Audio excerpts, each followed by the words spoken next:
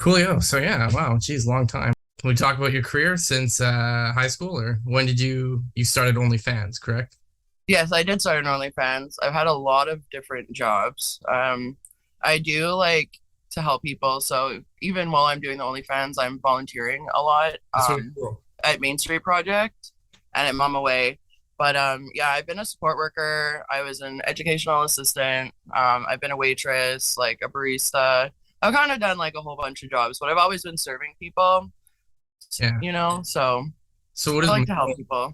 What does Momo's project and Mainstream project focus on?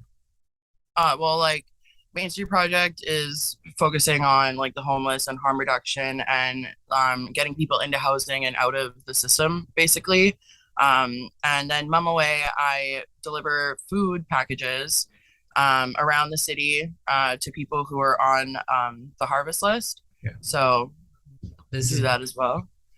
That's your kitty. Yeah, I found him because someone dumped him in an alley in Winnipeg, and I did the Oh whole no, thing where you put up I photos. have I have four cats, so hopefully one of them decides to come and crash the party. So And we'll show them to each other. Is that yeah. boobs on your wall, or what is that? Pardon? Those two boobs? I No, it's actually it's upside down, but it's constellations. Oh, cool. Yeah, it's constellations. It's supposed to be this way, but yeah, a whole bunch of Oh. constellations. It's just like a tapestry thing. Why those two charities and not other charities? The two charities you work at, why those? Actually, to make a long story short, I my sister and me didn't talk for a really long time because I had a really bad drinking problem, and we actually kind of rekindled our relationship last summer, and we started to do a few things together, and then we started to go to the gym together like religiously. Yeah. And I wanted to lose weight, and she was training to pass like the I can't remember what it's called, but the physical exam to become a cadet. Yeah. And so we started, going to the gym a lot. And she was going to volunteer for Mum Away, but she needed someone else to be with her because we were delivering food around the city and someone had to drive and someone had to take the packages to the door. And also, when it gets cold in the wintertime, you didn't want to have to turn your vehicle on and off. So she asked me if I wanted to do it with her.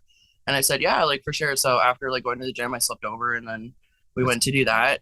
And then she was like, hey, did you want to volunteer with me at Main Street Project?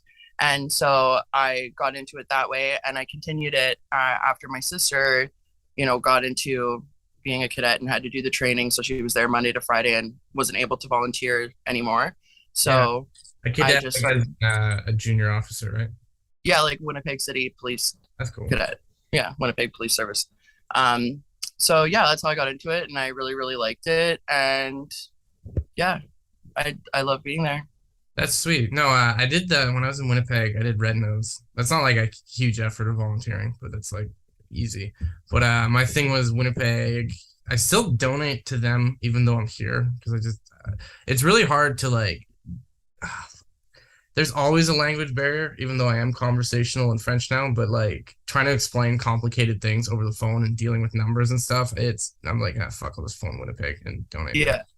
And I don't volunteer because like I work in cinema, so it's like I'm like 80 hours a week sometimes. Oh So yeah, you work a lot. Yeah, I'm like, it's like this my is my sister. way to might start an OnlyFans though soon because yeah.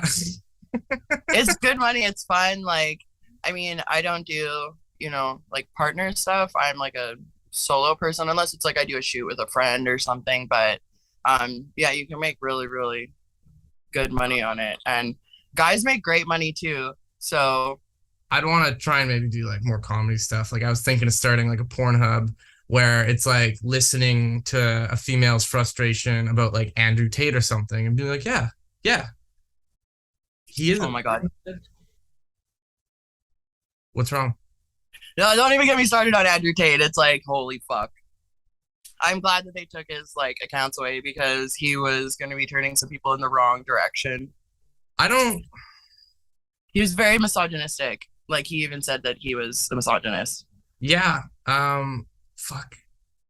See, I can tell we're very politically different because I checked out. I don't know if you checked any of my shit out. I'm a bit of a libertarian. So, but I'm very interested. I'm not a fan of the Kardashians, but I'm interested in them. I'm like, how do they, and the I'm marketing, a very liberal person as well, but I libertarian, just very different than liberal. Sorry to like, oh Oh, I'm sorry. like, I guess I am like most social issues like gay, weed, transgender. I'm like very pro that because I'm very Oh yeah, for sure. they should do Same. whatever they want. Fiscally, though, I vote conservative in Canada because I'm like lower taxes. I hate how Trudeau's handling money. We're getting a little too political, but I don't like how there's like a two-party system where it's like you either like social issues or you like a good economy. And it's like Stephen Harper. A lot of people didn't like him, but goddamn, our dollar was worth a lot. You know what I mean? So it's I don't like how there's just like those two choices, and it's the same in the states. Like you like a guy that's woke or a guy that's like good with numbers or a female. Yeah. You know what I mean? Like so I don't that's why I don't like the two party system. And um I just think that Andrew Tate was not a very good person. We'll I just say that. think so he popped up on my feed, right? And this is like oh, fuck, you're gonna hate me right off the gate, but I don't like any I don't hate anybody. I respect everybody's opinions. You can say whatever you want. so with him, I found there was like he seemed like a guy that watched Jordan Peterson, and maybe you don't like him either, but I don't he, know who that is. he's a Canadian professor from Toronto, and he's like world famous for like because Oh, he posted his feet, yeah, and like because he has more traditional values and views, but like he's a very self-help guy. He's very much more polite than Tate. He doesn't like say women should be in the kitchen or anything like that. He talks about good monogamous relationships and keeping a relationship and like self-help. Like people should clean their work room before they try and change the world. Make sure your world is comfortable. And I'll let you gander at him because I don't know. But like I found with Tate, like he's doing exactly what Trump did, where he's tapping into an anger. And like every guy I know in private, not public, in private, and this is just something they'll like some of the things he says in private. And yeah, but you don't own anybody. You shouldn't I own think that's anybody. that's yeah, that's wrong. Too. I was watching some of those things, and from what I got, I don't think he said that, but and then other like he changed. I feel like maybe sometimes he changes his mind. But the first clip I saw him was him and his brother talking about like male loneliness in modern society, where it's like, okay, I got here's something personal. In March, my girlfriend left me for another guy. And so I knew she was doing fine after the breakup, and I knew she had hundreds of guys in her DMs, right?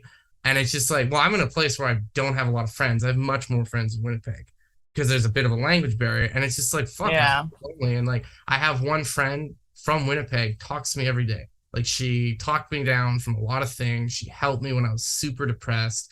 I lost two friends in the last year. And it's Yeah. just like, there is something about a depressed man that people find like gross and like, get away from me with that shit. I don't want to hear that. Like I don't want to get into like a battle of sexes and genders like, oh, who has more and what. But like that line of They like, definitely struggle with it as well. Like, oh, for sure. yeah. I think and then I just find like there's certain like really, really like woke literature that attack men a lot. So men kind of feel like, oh fuck, like just let me live my life. I don't hate women. Like let me and Oh, then for sure. there's one where his brother and Tristan they're saying like, I wish men said I love you. Like why did it get associated with being gay? And why like, in the Three Musketeers, they're talking about I love you, brother, with all my heart. So when I see Yeah. stuff like that, then you go down the rabbit hole. And like see, I have a pilot. My cousin is a pilot, and she owns her own crop duster. So like the thing of like being like, what the fuck are women's doing driving a plane? That's bullshit. That's bull, and that's like Yeah, for sure. you know what that does? That's you're very good at art marketing. And yes, I did subscribe. The funny thing I heard about OnlyFans, it's like, why the hell would anyone pay for that? And then I heard a quote where it's like, yeah, but it's like the girl from your math class when you're younger, and then you're gonna see her naked. And yeah, I did subscribe to OnlyFans for a month because like I'm kind of curious. Actually, I never. 2 months. No, I didn't. Hey, well, 2 months now. no, something about the billing. It got stuck on autocycle. It was weird. It wasn't supposed to do that. Oh, for sure. Yeah. But like Mm. I went down the rabbit hole and like, okay, there's certain things he said that were fucked up, but it's kind of like, you maybe have a really feminist friend that hates men, but like you might a deep part of you agree with some of the shit she says because of a small percentage of men that did certain things to you. Like he had a quote where he was talking about, I don't like girls drive my cars. And people are like, but why? Are they less responsible? He's like, no, because I feel like some females, when they wreck shit, they're just like, I'm not paying for it. You're a guy. Fuck off. You make money. Oh, And like, I don't think you would do something like that, but I know like every guy has had a girl And it doesn't mean you label all women the same, because I know every girl has had a guy creep her the fuck out. Not me, doesn't mean all men are creepy. But it was kind of like there was truth buried in what he said, because he's like, some girl might wreck my Lambo, not pay me back. Well, my bro, he would get an extra job. And I'm like, well, I think like most women would actually pay, but like I think deep down, like some guys are like, yeah, that has happened to me, where a chick at a party like broke something of mine and then she never fucking paid me back. Oh, That's yeah. like down like I can see like there's definitely like some girls like I end up on YouTube watching, like petty videos and like stuff like that. But some people can totally be like that, and I like to watch reactions of other people, yeah, seeing it. Yeah, like it's Karen. kind of fucked up some stuff, like I don't Yeah. know if you know who Charlotte Dobre is, but I watch her a Yeah. lot. She's like a YouTuber from Toronto. I feel like we're on different parts of the internet right now. Oh, okay. But like yeah, she does all these reaction videos and stuff, and I'm just like some like people are just absolutely ridiculous with their expectations and what they'll do to other people, and Yeah. the scary world out there sometimes. And a But weird thing is, sorry, go. oh no, it's all good. You can go. I don't It's know. just like sometimes I don't believe racism exists because I'm like, well, I only think people are 5% better or 5% worse than me. And like we all have biases, and it's like, okay, you try and work on it, or like most people try and work on it, discover it, see if they have it, kind of something. But like, I don't even know where I was going with this. I was trying to be poetic or authentic or fuck, I don't know what I'm talking about. Happens to me all the time. Yeah, God, it's that goddamn TikTok and those YouTube shorts. I watched YouTube shorts for like 2 hours today. I couldn't even tell you what I watched. It's like I could have watched a movie and learned something about life, you know? Oh, I know. It just like it sucks you in, and then you just I don't know if you have ADHD or not, but I feel like I often get stuck on like TikTok or on like Facebook watch videos, and it just keeps going and going, and I'm just like, okay, next one, and I'll be done, and then it's like another like half hour, and I'm just like, I need to not. Well, okay, so like I have a book I'm peddling and I'm trying to get bigger on YouTube. I got like, fuck, it just sucks. Every video I post, I lose like 20 subscribers. I had 8,000 this year and now I'm at 6,500. So I'm trying to figure out that. Maybe I'm posting low quality content. Weirdly enough, it was like walking around with my gimbal and live streaming was what got me the most money, most like views, most like I have some walk around videos that were like 120,000 in like an hour. I'm like, weird. But I think it's like pseudo friendship because if people feel like they're there with me, which is fine. But I think that's what OnlyFans is too. People feel like you're kind of their girlfriend or friend in a way. You talk. Oh, and they can talk to you because like I get a lot of random DMs, and some people are trying to talk to me, and I'm just like, you gotta subscribe, like if you want my time, kind of thing.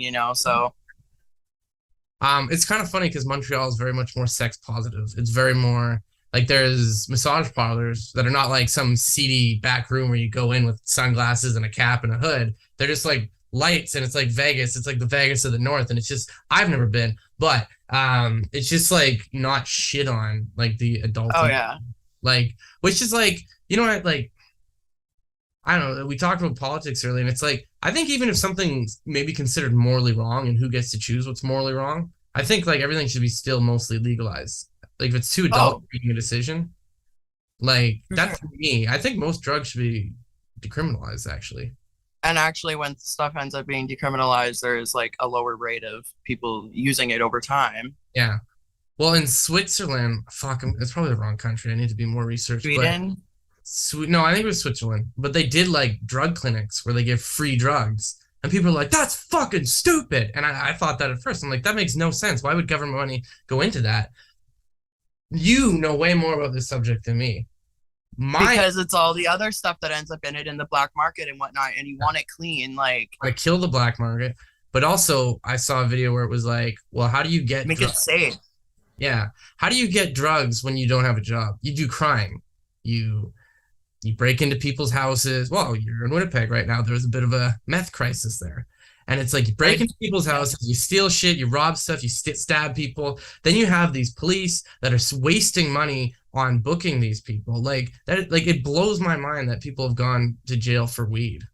Like not even, oh, I know. but like holding it and smoking it, and like not like oh, and in not all cases where they were like driving a car, which is fucking dangerous. Well, it is. Yeah, it's okay, whatever. I think it's probably not the best, and it just blows my mind, and it's just like a waste of the cops' time. It's wasting everyone's time, and it's just like, but people with good lawyers get off. People that are poor get fucking thrown into jail. Oh, I know. and it just makes the poor poor and the rich like, yeah, fuck it. It's like a funny story to Yeah, it. it's part of the cycle, right? Yeah. Yeah, for sure. Um, but like, and then you're around good, positive people. That changes your like. I've had a couple positive people sprinkled in my life that let me vent my bullshit, listen to me, believe in me, and it's like totally changed my attitude. I was like the Mhm. most bitter human being March of 2021. Like it just fucking sucks when you get left for someone, but it's like whatever. And see, it's like with the Andrew Tate shit, I could get totally bitter, hate women, but it's like, yeah, fuck, that doesn't really. I think I mean, for sure. I could just watch out for certain red flags. Like something I'll point out is if a girl talks about how her girlfriend's boyfriend is a piece of shit and all the bad things he does, it's like, oh, when you guys get together, you talk about All your you do is, friends being pieces of shit. So what do you say about me? yeah, exactly. Times she went and with her hang out with her girlfriends, we'd have a fight that night. I'm like, the fuck do you guys talk about that you come so amped up home all the time? Like, what's going on? Anyways, speaking of boyfriends, how's your guy? How did you meet him? Sorry, thank you for listening to me, Emma. Free therapy session today. Oh, it's all good. No, for sure. I actually met him in Winkler, Manitoba, because he was here working. He's like a production engineer for Ken Svigi, in like just outside of Amsterdam, How'd you meet? and he like builds the cranes that they use to work on the turbines with, Oh, cool. like, and he goes all over the world with it and stuff. So, I went to go visit my friend who lives in Emerson, and her, like, long story short, her man separating from like his ex, so he had a hotel room, and she was like, "Hey, like, come hang out. We're gonna like go for dinner, and we're gonna hang out in like the pool and whatever." Went for dinner. Stephen sat across from me, and I just remember like hearing his voice and being like, "Oh my god, like this guy's like so cool," and just like he was like talking about all the stuff and whatever, and we just ended up getting along really well, and we stayed in touch on Facebook and like through iMessage, started FaceTiming every day, and then we went on this trip all through like Europe. We went to, well, Netherlands, and then Belgium and France, Italy, Austria, Germany, back to France, back to Belgium, and then Netherlands again. Hey, is it cool? So, They like Canadians in the Netherlands? Are they really? pardon? Do they really like Canadians in the Netherlands? Is Oh, that they do, yeah. Like they're part of like the Schengen region, so um I can actually like spend 90 days of the year there like without a visa, but like I'm gonna get a visa and I'm gonna end up moving there and stuff, and he's gonna apply for my permanent residency, and that's cool because yeah, what that's cool about the internet job is you live off a laptop and a phone, and you I know so I made money on the trip. It's like that's how I funded it as I went along too. that's really cool. Uh, Yeah. Actually, I felt you're like, how do you like not get distracted? I feel like you don't have Instagram on your phone and Facebook. I feel like you do that on the computer.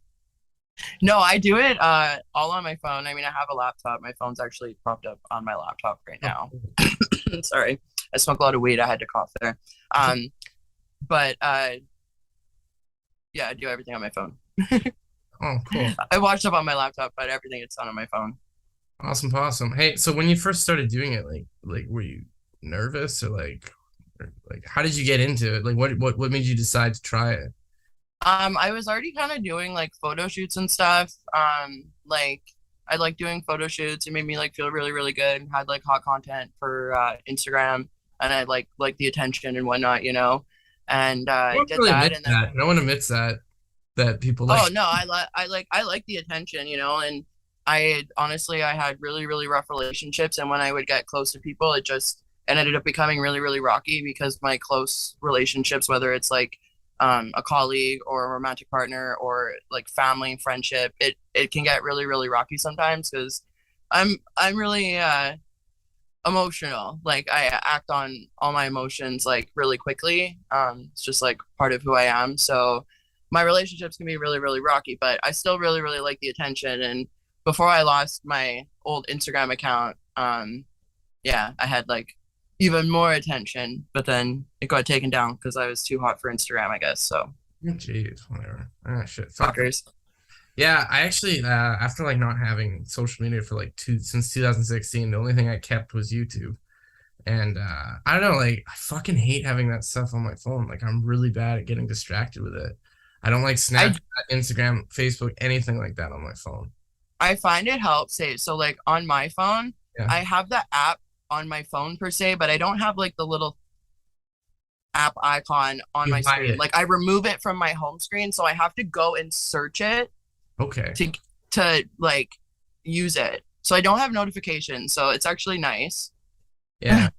Like for Um, Instagram, Facebook, TikTok, I like don't have. I guess I had a YouTube one. I have my YouTube ones on, I guess.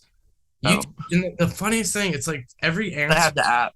every answer to life is almost on YouTube, right? And I have an iPhone and I'm trying to disable the shorts. If you have an Android, you can disable the shorts, but if you have an iPhone, you can't. I'm like, are you guys just trying to kill our attention span? Like, why can I not like watch self-help videos or whatever bullshit I watch or comedy videos or how-to videos without like getting my brain rot by shorts? And it's I like, know it's the algorithm. I don't know what they're trying to do to us, but it probably isn't good. but I do this where I turn my screen like black and white sometimes because it makes Oh, that's cool. less interesting to your because like it's That's something to do with cool. like fruit and evolution, and that's why VLTs are super bright and colorful because it like reminds your brain of fruit or something. And like when we were in the bush, we'd always look for fruit, so our brains would light up and want to pay attention to what's bright. So that's why phones are really bright. And then yeah, fun fact. That's why people get so addicted to VLTs. You know why the addiction is in VLTs? Not even so much the gambling. It's the fact that it's like why people like guns or play video games. Because with a gun, you pull a trigger and something 20 feet away blows up or puts a hole in it and you feel powerful. You feel like a magician, right? We like to do stuff and see a reaction to it. Your Yeah. soap doesn't actually, your hair shampoo doesn't have to actually sud like that, but it makes you feel like something's happening. You like to do something and see a reaction. The ATM, Mm. the ATM doesn't actually need to make the f sound. That's a sound that they add to make you feel Oh sad. yeah. And they Um, also like put like the smell of money and shit into it and whatnot. Like, yeah, well, they know how to get us to keep us gambling, but I was never a big gambler. I've like used a machine twice in my life. I've watched people do it, but I normally watch people lose money, but when they win money, it's exciting. But I 10 grand to win that like 2 grand. So it's like, well, I had a yeah, friend I know. who I gambled just like all the time and he never talked about his losses, only his wins. It's like, well, how much are you losing? Poker is like the only thing you can win at because it's like the only thing where you're playing other players. That's my I mean, no. I remember playing poker like when I was in middle school and stuff with like other people, but I never saw the appealing side of gambling.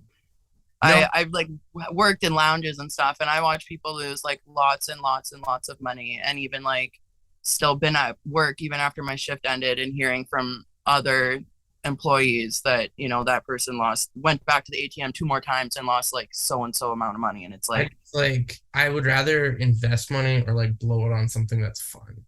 exactly. I'd rather keep the money that I have and do it on things rather than like gambling it away. Yeah. There's more fun activities to me. Yeah, like every time I lose money, like I sound like a douchebag, but I like trade stocks, right? And Oh, my okay, yeah, there you go. yeah, and every time I have a fucking loss, it's like that could have been like a course at university. What the fuck? But yeah, I guess That it's is like stocks though. more estimated gambling though. But yeah. Yeah. But there's winning at it. Like people win at it. So um yeah, I don't know. Do you still talk to anyone from middle school? Like are there people you still talk to from your small town in Stonewall or Warren or Cross Isle?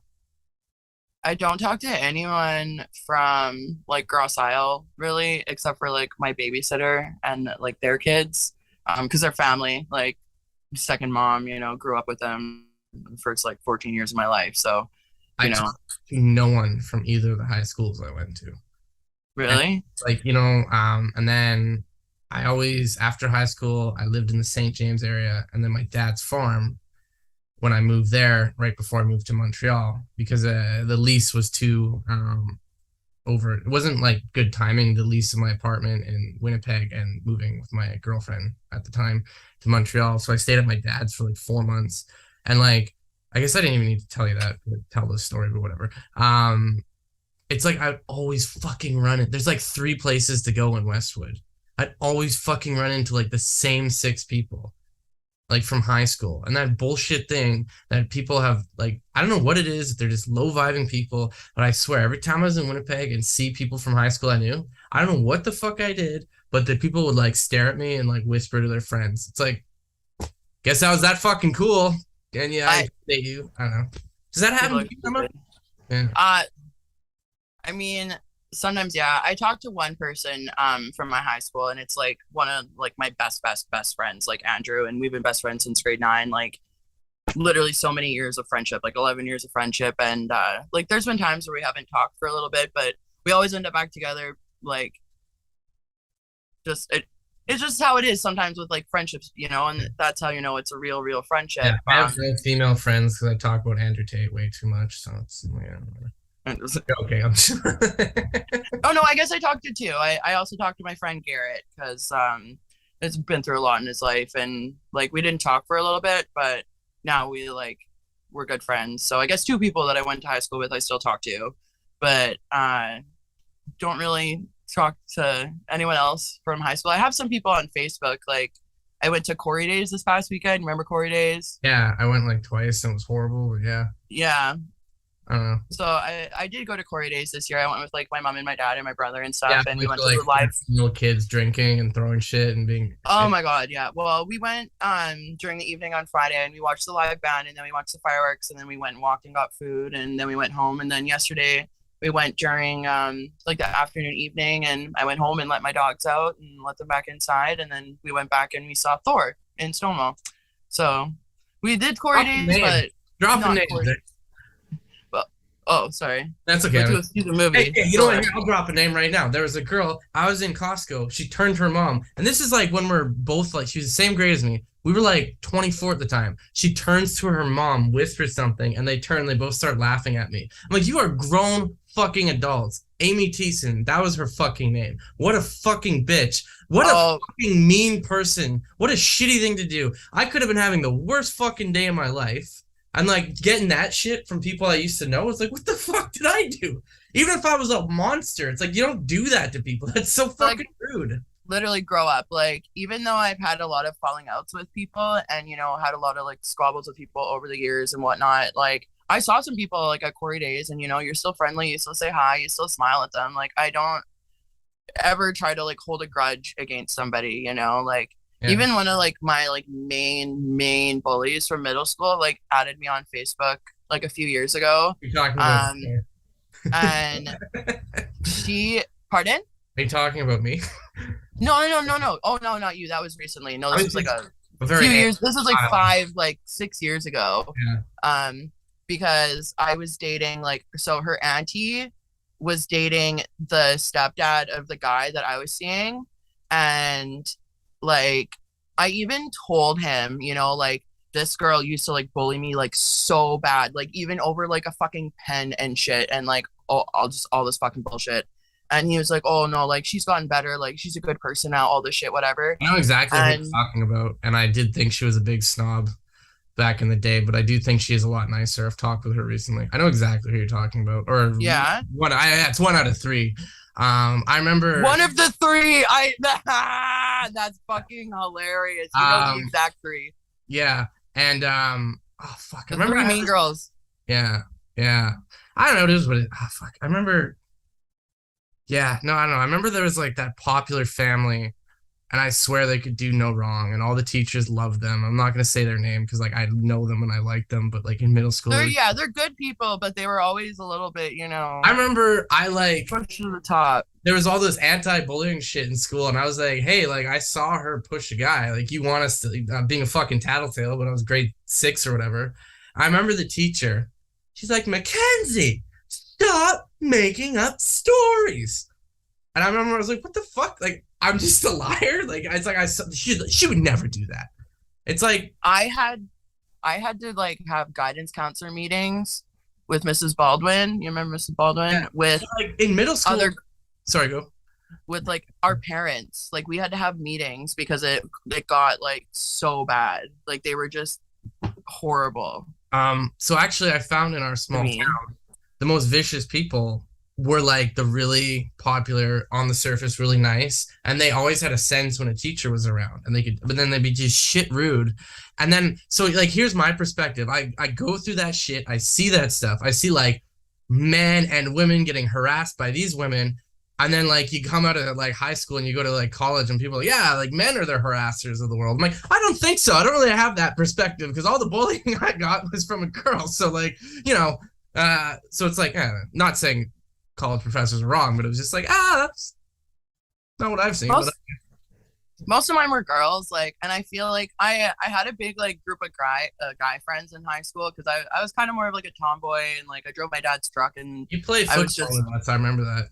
I played football, yeah, and I remember someone yelling at me and telling me I ate too many potato chips because I intercepted the ball like from him, like it was being thrown to him, and I caught it, and like he was so pissed off at me, and he was like, "Ah, blah blah blah, you got to stop eating so many potato chips," and I was like, "Oh my god, you fucker!" And he always used to, excuse like my language, he always used to call me like N-word lips, and he had bigger lips than I had. Do you know who I'm talking about? I No. don't really want to like name drop, No, but let's not be that petty. I name dropped one person. That's yeah. today. But like he literally like physically had bigger lips than I did, and he called me like the N-word lips all the time. In high school, I was in like super good shape. I'm kind of a fat ass now, but Ah, um, don't say that about yourself. but like I was on 2 track teams and I worked out like 4 hours a day. I was in Yeah. really good shape. This guy who was overweight, super insecure about, man, if someone ever called, because he was like the most popular kid in the school because his family was the most popular family of all times. And hope he's doing well now, whatever. But like he would make fun of me for being jacked. Like he could change the frame so well of like he was fat and he would make fun of my physicality. And like he'd call me like man tits and stuff. It's like I had like a really big chest and a big back. And it's like this guy had actual like fat man boobs and he would make fun of me for my physique. And like people would get into it. And I'm like, what fucking cult are we in this small shitty town? Oh my God, Warren. Yeah, I heard like bad things about Warren, and like my little brother like dated a girl from Warren, and I feel like I was more like knowing of Warren people when I was out of school than when I was in school. But yeah, there was always some Well, it's like shit going on at Warren every that, other school I've ever heard about had like really good scheduling and you could take like 6 courses in a day. But because like Warren, in order to get to fucking school, you'd have to take like an hour bus. Some of us, my bus ride was an hour and a half. I remember the bus, there was a kid on the route, and her mom was the bus driver. 2 girls, one of them's an eye doctor now. And she like, what happened? The mom would cut her route and go out of the way to drop her daughter off like second and blow past my house and just like wouldn't stop and like fuck the route up and like it just shit like that and like on like fucking what's the word called? Fuck nepotism and just bullshit stuff like that and favoritism with certain people. And it's like, no, they're nice. They can't do wrong. And that's yeah. what I felt. And I remember like there was these every other school that I've went to, like Westwood was like there was 3 minutes in between class. Why the fuck do you need more than that? Because we have to jet to class. But like Warren had like 15 minutes between each class and then lunch. So people would just sit in the hallways and like cause problems. Well, Oh yeah, we had 10 minutes. Yeah, you guys are a piece of shit then too. I'm joking, but Well, half the time it was like because I smoked in high school. Half the time it was like for a smoke break. Half the time it was to like quickly finish my homework for the class. yeah. But I found like there were certain groups of dudes that were so tough in a group, but like if you caught one of them in the restroom by themselves, they weren't a dick to you. It's like, hey, you were just yelling at me in the hall 10 minutes ago. Why aren't you yelling at me now that we're alone? It's all for show, right? Like Yeah. they need to show that they're tough. Yeah, it is what But it like is. everyone's human on the inside, you know, like Bullshit. but I know it's stupid. Everyone puts on a show. Yeah. And then you get to like, and then you like the thing about after high school, it's like, oh, I don't have to hang out with these people. I don't have to be friends with them. I know, it's great. I had like 20 friends in high school that I was like part of the core group or people I hung out with, and it went down to like 4 right after. I was like, fuck you guys. I don't know. I had like a few like close like girlfriends, but I was kind of like part of every group there was in high school. Like I played like all the sports, and then I was in choir, I was in drama, French class, but then I also took like all the sciences when I was in grade 11 and grade 12, and I smoked, and then I also smoked weed, and country girl, so I Yeah. had a vehicle that I So was able to drive when I got my license, and Yeah. How many years of French did you do in high school? Pardon? How many years of French did you do in high school? Oh, all four. Yeah. Honestly, I didn't do it in high school, but I feel like the French courses and the way it's taught in Manitoba and kind of the rest of Canada. I remember I never had a French teacher that actually spoke French, no matter what school I was at. And it's just like it did nothing to prepare me for moving me here. It was just like I don't know if it helped you speak at all, but struggling at work and doing Duolingo and watching French Netflix is how I'm conversational. It's nothing I learned. Straight up. I'm not like really good at like speaking French. I can read it really, really well, and I'm pretty sure that that's because of my like I could teachers that read taught it. French in middle school at Grosse Isle. Because my high school teacher, we literally would watch movies in French. Okay, so that would take up a class and a half, and then the next like half class, and then like the class and the class after that, we would write skits on what we had just watched that we would present to the class. And then like right before the term was ending, we'd actually have to do like a whole bunch of work in like 2 weeks. So we never really learned anything. We literally just watched movies all the time. And French was like a catch up class. That was something that I never really struggled at was reading because I noticed okay, so there's a lot of words that like because in English there's two words for everything, right? There's like the high society French version of something, and then there's the German root. So you would say your bedroom, right? But the Queen of England would say her bed chamber, and chambre is the word. You Yeah. you could say I understand or I comprehend, and comprendre is understand. So the more high society pretentious way to say things has a root in French. The longer word and more you could say woods or forest and foray. You could throw or you could pitch something. Pitch is throw. I have a whole list of words like this. You could give or you could donate, and donate is give. I never like I know that a lot of words are kind of like similar and stuff, and it's easy to like click and read it. Like when I was in like France, it was easy for me to read. It's just listening to them, it was hard because the accent, and also they speak so quick fast, and it's a little bit different than I guess Montreal French. No, So, but I understand Parisian French people better when they're oh here. really? Tons of Parisian French people here, and I understand Anglophones the best that are speaking. There's Anglophones here where their first language was English, but they also speak French, and they speak French like me, slow, choppy, and I understand all the words. Yeah, there Talk you with go. them much better. So in French, they would say in Duolingo, Duolingo is based on Parisian and Belgian French. Um, there Quebec's way of speaking is very North American. There's a lot of idioms, slangs, and like there's all this shit we say in English that like doesn't make sense. Like I can't even think of anything right now because that's how it is. But you could want or desire, desire is enough or sufficient, and sufficient is enough. Where the hell is I going with this? Okay, so in like the Duolingo and in France, they would say 18, 18 for 18. And here it's and like they slang really hard, thick accent. I find the Quebecois, especially northern Quebecois, are much harder to understand, and I can barely ever keep up with what they say. And like I don't speak it well, but I can understand it a lot better.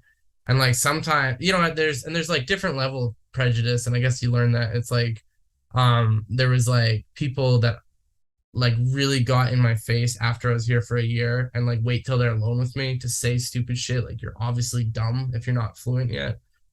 And it's like, but the thing is, it's like in here they listen to American movies and American music growing up. So they are surrounded by English. So they try Yeah. for a year and they get it. It gets in their subconscious more. And that's why even like falling asleep listening to French or watching French and just getting the association because like you didn't learn your first language. You just acquired it, right? Like you just know English because your mom would say like cup and then you would associate this with cup because she's Yeah. handed like cup. And that's like the mimic method way of learning. And I found like watching Netflix with English subtitles. So I actually it's weird. I don't sometimes understand words singularly, but I'll understand the sentence.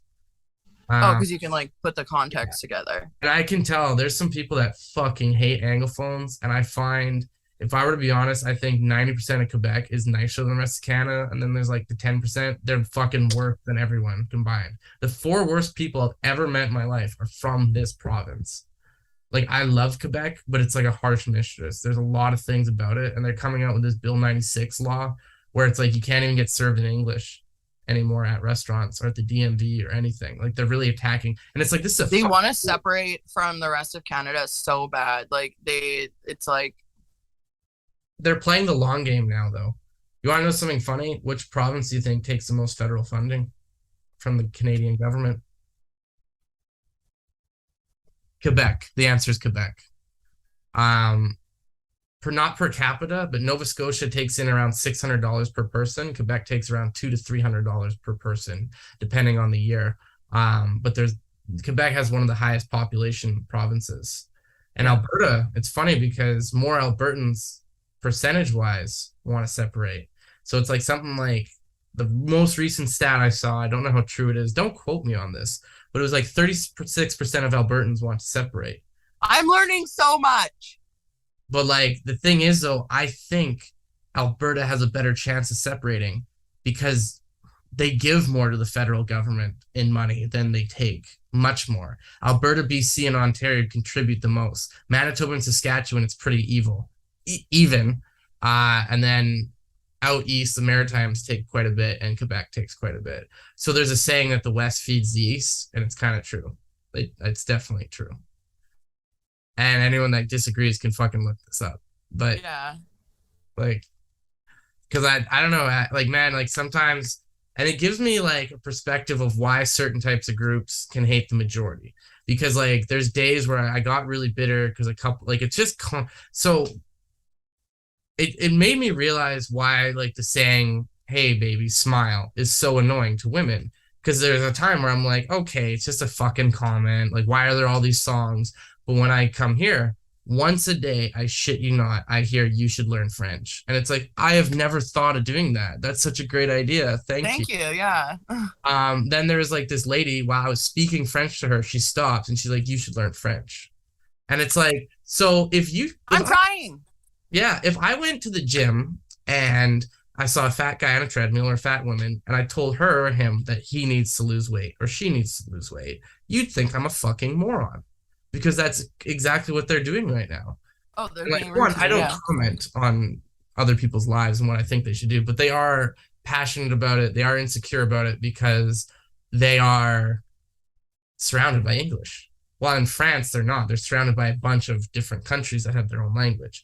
And someone, like the words bonjour, hi got banned here, where like people were getting fined, restaurants, because Montreal, it's a fucking biggest tourist destination in all of Canada. So it is a bilingual city. And most people that come here are from the States or out west or like from Canada or the States, which is English, right? Europe and yeah. But that got banned. And someone at my work, it was his opinion. And he was like, yeah, but it's bullshit. In France, they don't say bonjour, hi. I'm like, well, France's main language is French. Canada's main language is French and English. English more. French is the second language, actually. Yeah. And like, I don't know, sometimes I'll snap back and be like, because they'll be like, if you're here, you know, it's like, well, I'm trying. But I'll be like, do you know Cree? Do you know Mohawken? And they're like, I thought you were asking me there for a second. I don't know Cree, no. Sorry. No, but that's what I'll say to people because they'll be like, this is the region. I'm like, well, this was in other people's region too before. And I get like, fuck. I'm like, I have a lot of Indigenous friends back home, and I'm like the first guy to disagree with them politically. But like, I've heard people here be like, French got just as bad as a deal as the natives. And I'm like, no, you didn't actually. You absolutely didn't. It's like, I know people that went through residential schools. So no, you didn't. I know people that were in the 60s scoop. No, you didn't. It wasn't as bad for you. Like, fuck off with that. Anyways, but they were an oppressed group because like all the people living it, like it was that like English was really rich, right? And it's funny because on set, people assume I'm from Toronto. And then when they hear I'm from Manitoba, they chill their shit a bit. And I'm like, yeah, Louis Riel, yeah, because he was a French hero to them. And while in Manitoba, people see him as an Indigenous hero.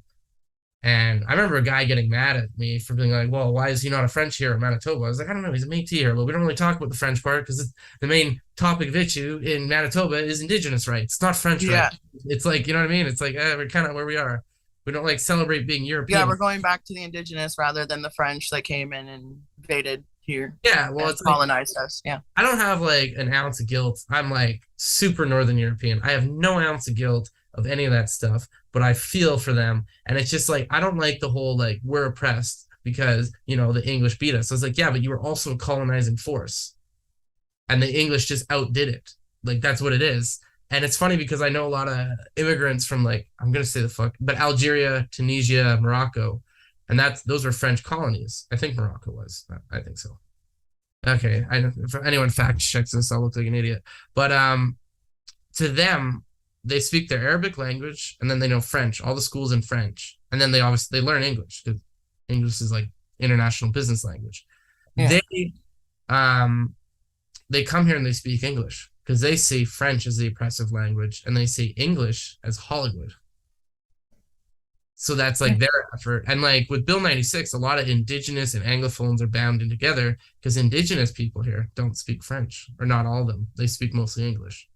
Well, yeah, and like to go back on this, like I think it's so weird that they're trying to like get rid of English there because when I went to Europe and to France, almost every single restaurant, most of the people like would try their best to speak English. And like I did know like some French. I ordered in French, like I could ask for my bill in French and whatnot, but like, you know, they did try to speak French and they'd ask us where we were from. And, I remember teaching this one girl, ashtray was the word for the ashtray. Yeah. And like they tried so hard to speak English and to accommodate us. And I just think that's so crazy, like that here we're trying to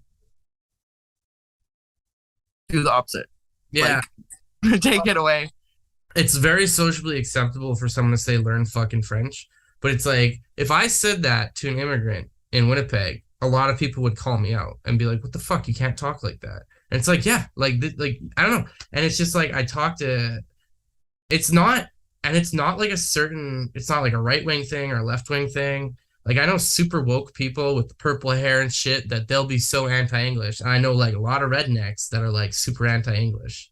And it's just like, it's not like a party thing or anything. It's just like certain people are just like that. And it's like, it's funny. I was talking with this redneck guy from like rural Quebec, and he's like, man, like we got all these Mexicans and Colombians living in town. And like, it's almost like a nice thing where like I met someone, like I meet a lot of people where they only speak French. And that tests my French because then oh fuck, I have to snap in and speak the best I can. And I speak like a 4-year-old. But it's like, it's a nice light struggle between two people. And this guy's like, and I'll talk to Mexicans and Colombians and they don't speak French nor English. And so it's even shittier for them. And so he's like, I'll just try. Because it's like, well, they're trying to be in my store and buy something. Why am I going to be a dick? But Exactly.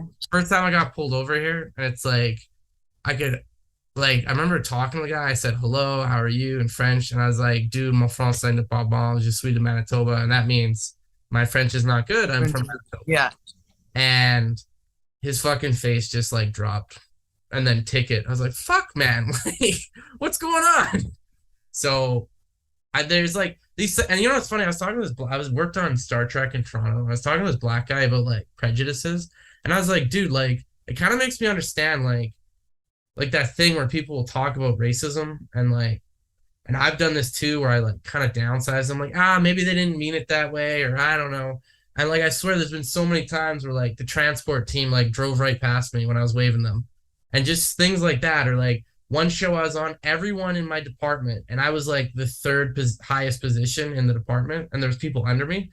All those people under me and above me, there was only like 2 people above me, and they got a parking spot. All the people under me got a parking spot, and I had to fucking park in the street like 10-minute walk away, and I'd have to go at lunch to like drive. And I'm like, why the fuck do I not have a spot? And everyone thought I was a big diva demanding a parking spot. I'm like, dude, like I'm a dolly grip normally, which is the mechanical movement of the camera, so I can't leave the side of the cameraman because I'm the mechanical movement. I have to be there for the blocking and laying down track and building shit. I can't leave the camera guy's side. It's the coolest job or the lamest job in the grip department because you just can't leave. And it's like, so why do I have to fucking spend 20 minutes on my lunch moving my car? Like, should I not have a parking spot? And like everyone's like, whoa, Mackenzie, calm down. I'm like, it's not because you're an Anglophone. I'm like, pretty fucking sure it is. And now I seem like the crazy person because I'm fucking getting upset about it and saying it's prejudice. And everyone like downsized it and like, what the fuck? And it's black. I know, and that's how it is. He's like, that's how it is. He brings something up and everyone just downplays it, right? And I was like, giving me perspective of what it's like to be a minority. I'm like, what the fuck is this shit?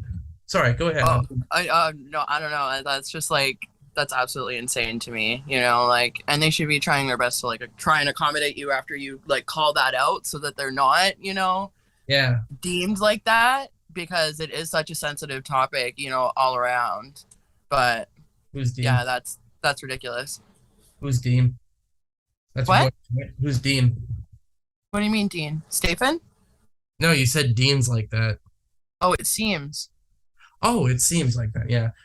Well, I don't know, but then there are people that like cry certain things for like when it's not like can't even think of an example, but like it's kind of funny because the same guy, fuck, his name was Xavier, and then he was like, yeah, like I felt weird about Winnipeg because I felt I was getting a lot of weird stares and middle fingers, and he's like, is that because I'm black?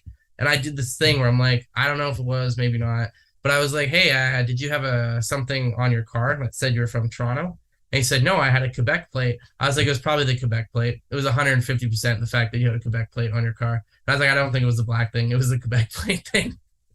Well, yeah, because we do have like definitely like a lot of black people here. And not gonna lie, like when I'm driving in the city or something, I'll see like like an Ontario plate, and I'm like, oh, you're kind of like far from home. And the other day I saw a Texas one, and I was like, oh, you're really far from home. Yeah. And then I'll see like one like from Quebec, and I'm just like, what are you doing here?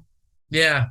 I think like prejudice that got passed down from our parents' generation because it's like everyone I know that's like my parents' age in Western Canada fucking hates Quebec.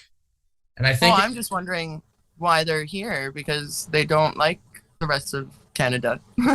well, I find like the prejudice people, it's like they don't like French from France people. They don't like Canadians. They don't like Haitians because Haitians come here. They don't like Moroccans. And like, I remember I was sitting outside a car wash. There was this Mexican lady, a French from France lady, and an indigenous guy and me. And I'm like, we're all outsiders here. Isn't that funny?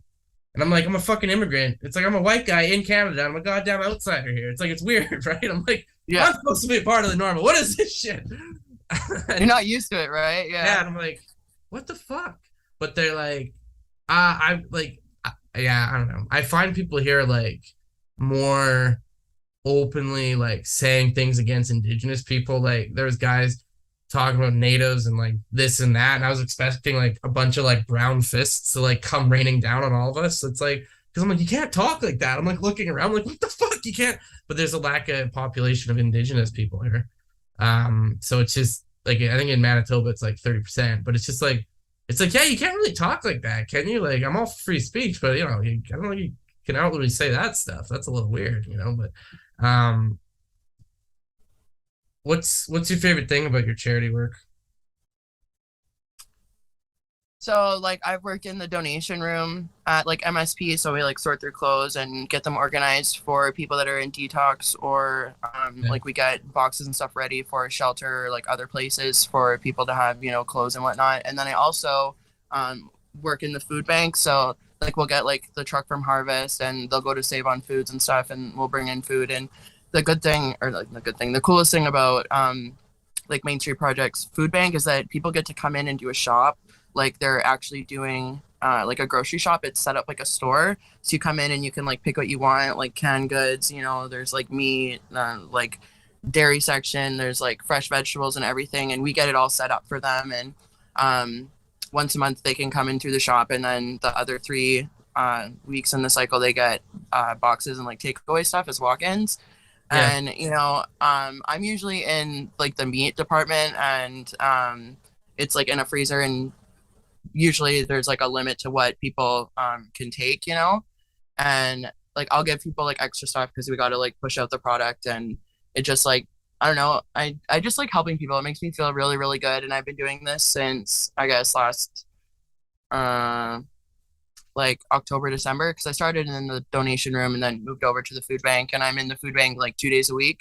yeah, And I don't remember I was going with this. In the food bank. Oh, and so we actually just lost somebody at Main Street Project. The van outreach program manager that was actually going to be moving on to a different department.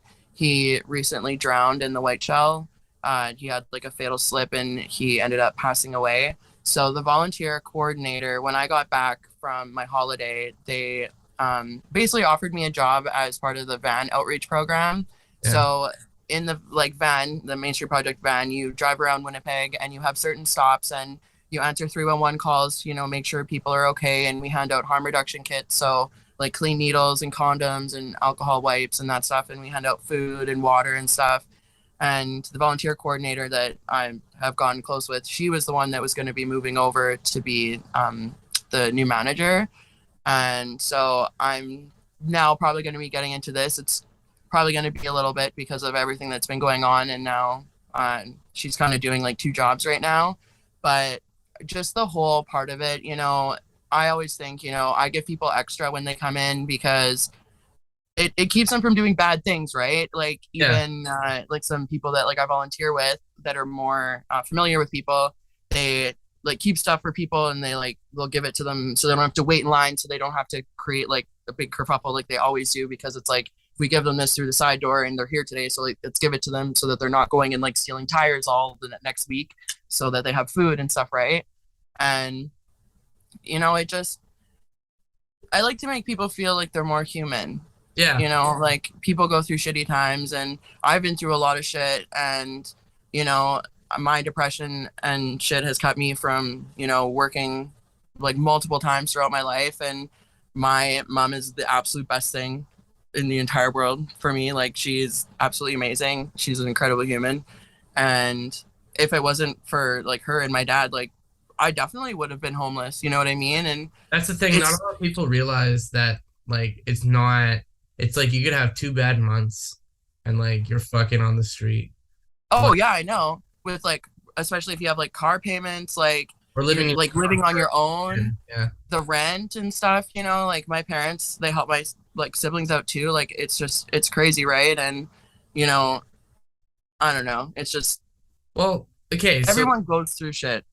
I make like I would like to say I make a decent. I hate talking about. But then I'm trying to actually like kind of get rid of the taboo of like talking about money. And I think it's a bit of marketing making money taboo, because then we're all done with money now. And then everyone has like debt of some sort. So banks are making money off of debt. So it's like I feel like they had some influence on making talking about money taboo. That's just my conspiracy theory. Oh, for sure. Like they, You even with jobs and stuff, they always say like, don't talk about like wages with other people, because people end up talking about it and realize that they're not making as much as like someone else for like some kind of odd Yeah. reason, and it's ridiculous, The company I found in Quebec, it's kind of very pro-socialist here. I'm like pro-worker in a lot of ways. It's weird. It's so conservative here in some ways, and then it's so liberal. Like they hate Muslims here, but they got like most friendly LGBT city in the world. It's like, or Toronto or two or whatever, but it's just weird. But like I've been working in film like the last 10 years, and most of the wages are posted online.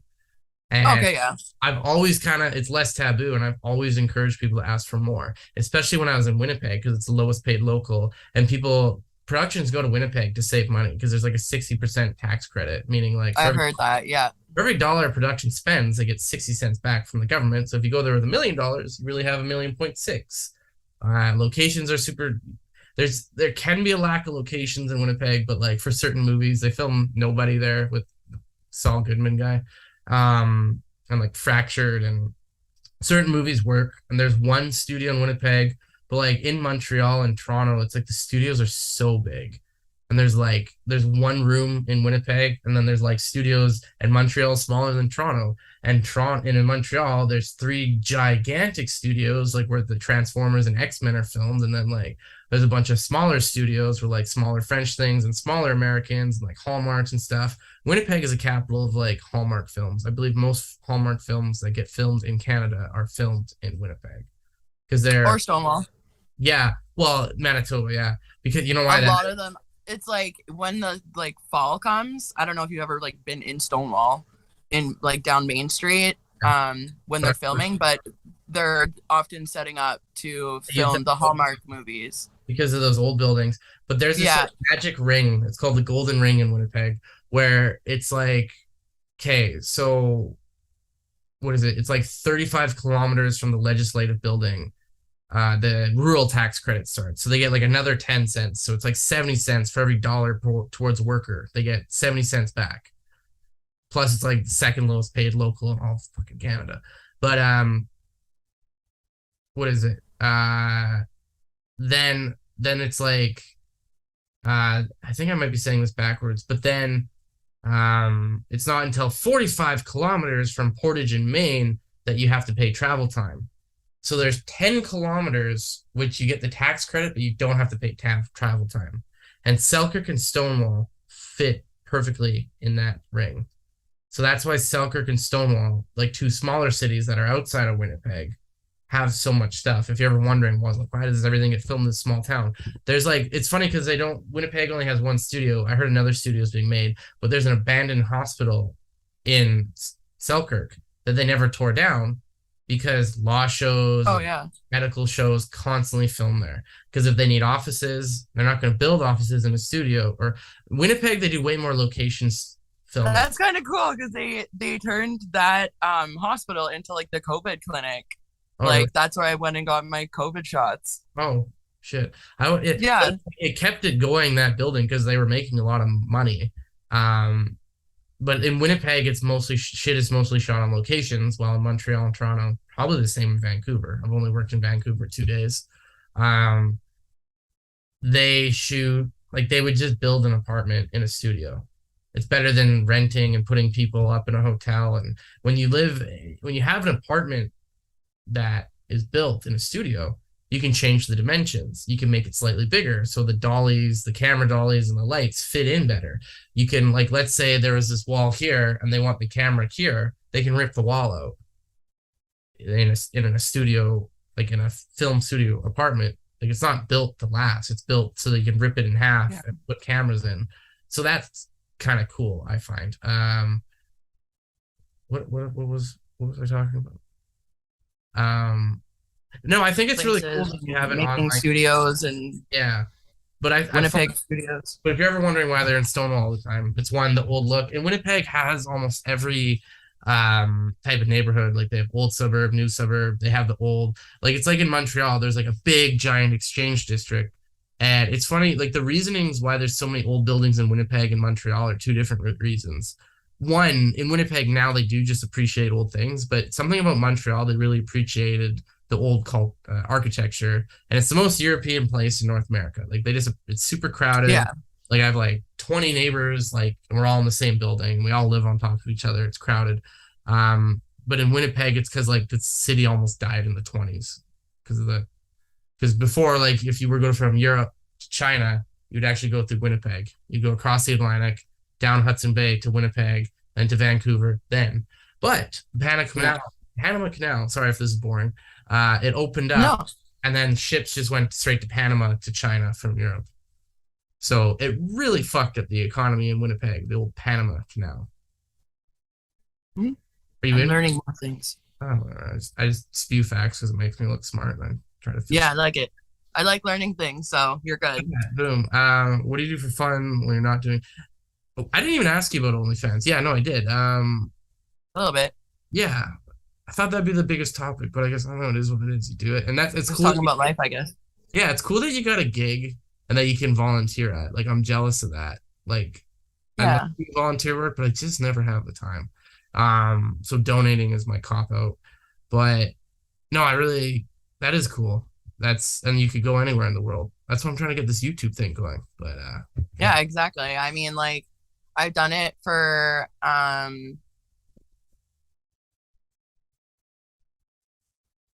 2.5 years now. yeah, 2.5 years. I started in like right before COVID started. yeah. I actually had it going like in the beginning of like February. That was probably a booming time for OnlyFans too, I believe, right?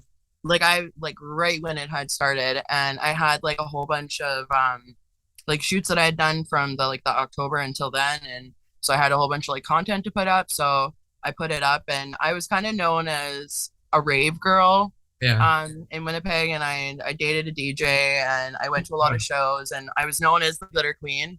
And I've had people come up to me being like, "Oh my God, like you're Emma, like you're the glitter queen, like can I have a picture with you?" And like yeah, people recognize me everywhere, and people come up to me all the time. Like I went to like my first show in a long time, and everyone was coming up to me and like hugging me and stuff, and my friends were like, "Who was that?" And I was like, "I don't even know who that was." Like, I don't know. I Like, used to be a yeah. douchey So in Winnipeg, so I knew a lot of people. I had like an account of like 5,000 people and another 2,000 following me. I did like attention, but I got so addicted to Facebook and like, fuck, my favorite thing to do would be like to ask a stupid question on Facebook and just watch it like blow up.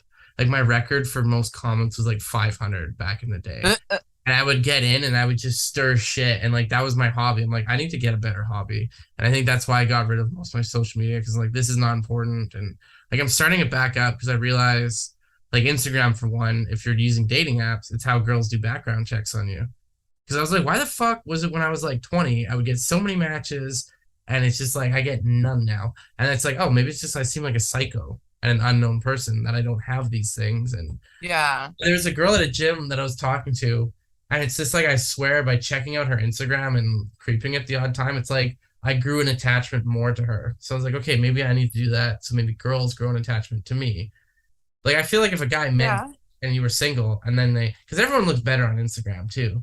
Like it's a better version of themselves. And this girl's very cute at the gym and she keeps hinting that she wants to hang out. Damn, I find when I'm in like a bad vibe, like post breakup, it takes me like 3 months to get back in the better vibe, I guess. So that people I guess girls are really good at sensing vibes or something like that. Cause it's like I'm a lot of girls give me their number, but I'm so bad at like closing the deal recently and like getting to meet up and like, yeah, fuck. And it's like I'm too busy to like I was gonna say it's just life too. I feel like when you get really busy and like you have like social like Facebook obviously, but you have Instagram, right? yeah, and I started back up. I got like 20 followers. I feel like a loser. But Oh, okay. Well, I'll give you a follow. you know, But no, I do feel that, especially with online dating. If you meet someone in like real life and you know you get to know them or like whatever, and then they say they don't have social media, that's less weird. But if you're meeting someone like online and they're on a dating app, but they don't have Instagram and they don't have like many pictures or something, and they don't want to talk on the phone or they'll just like text you a lot I or love whatever, talking on the that's a little phone. bit weird. I love talking on the phone and like I've had girls that I really like, but they just don't talk on the phone. I'm like, I can't do this. Like, because I get anyone that knows me that's close to me, I get very anxious with texting. I get more reactive over texting and I take Oh, texting same. the wrong way all the time. I'm like, what the fuck did this bitch just say to me? Oh, Like, I know. and then I like think about it. And I'm like, I take like fuck. Sometimes I think I am sensitive because someone sent me a laughing crying emoji today. I'm like, what? You think this is fucking funny? And I was like, what the hell's wrong? And like 10 minutes later, I was like, what the hell is my problem? Like, why am It I? happens. And It then I'm like, I'm happens. pretty good at like realizing when I'm being a dick and like backtracking immediately. I'm like, okay, I kind of took it too far. Sorry. But then I feel like if you blow up and send a paragraph, it kind of kills it, especially if the person doesn't know you. I'm a little guilty of that sometimes. Oopsies. Working on it. But I've been like that. Yeah. yeah, I don't know. And it is harder to meet people too. And that's the thing. Like my girlfriend here, or my couple girlfriends here, my second one, my second Quebecois. I never met her friends, and like she kind of always like, yeah, but like some of them are French only. So it's like that's one thing is I'm rarely a part of group conversations here, and that has given me a bit of loneliness. I find people here are more likely to invite me over, go for a beer, and like I remember when me and my first ex here, we had a harsh breakup because it was during the first lockdown, like from 8 p.m. to 6 a.m. So like if you get into, and the apartments here are smaller than Winnipeg. So you get into a fight and you just kind of stare at each other. Like instead of going for a walk, because there was a $5,000 fine if you got caught outside the curfew, you just kind of Yeah. stare at each other and it just keeps going. That's really fucked up, especially because you guys had a curfew. Yeah. And Yeah. I guess it's like you can't always just go and lock yourself in the bathroom. Yeah, and well, the apartments here are small as shit. Like they are, I'm in Verdun, and the apartments here are like 600 square feet, 500 square feet. But it's funny, I had a buddy in BC. I was complaining to him, and he's like, dude, we're living with another couple, and it's like a 700 square feet. I'm like, that's worse than my situation, I will admit, but that's the thing about Winnipeg. I don't know if I love or hate it, but I do like how there's more space.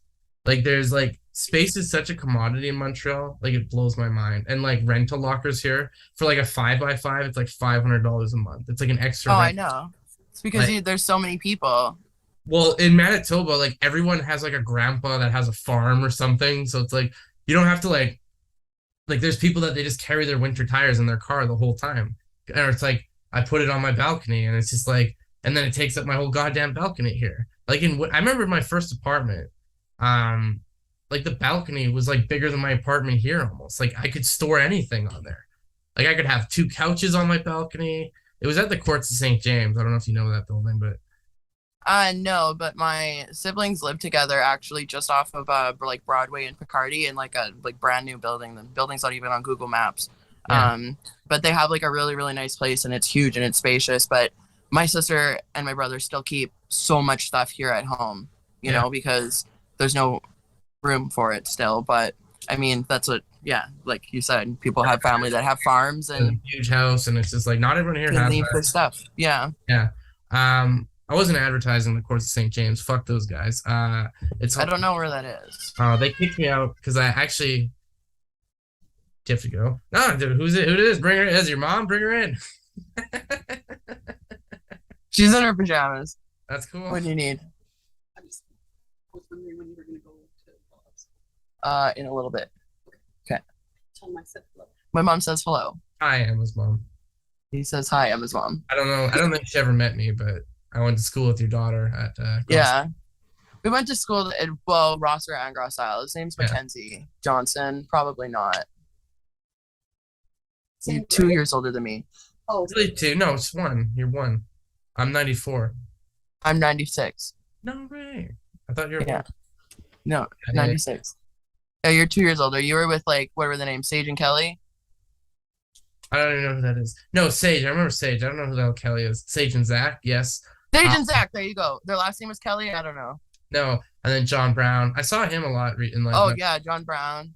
Saw him a lot in my most recent years in Winnipeg, like in the most random places too, like at clubs, the Pyramid. Where else? Yeah, like lots of. No, it's like you know, and he was a guy I didn't really get along with in middle school, but when he saw me, he's like, "Oh fuck, man, what's going on?" And it's like, "Oh, because he's a good fucking human being." Unlike most of those assholes from that small town. Sorry, a little bit bitter. Is your mom still there?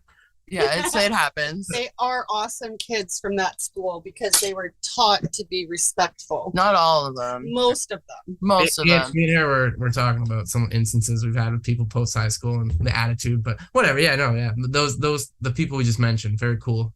Funny. We both, you know, like the three mean girls, right? My mom just shakes her head. Yeah. And we were like, yeah, we know. Like, I was talking about it. He's like, I know exactly who you're talking about. And yeah, we know. It's just, We're both antagonized with the same people. It was weird. Yeah. yeah.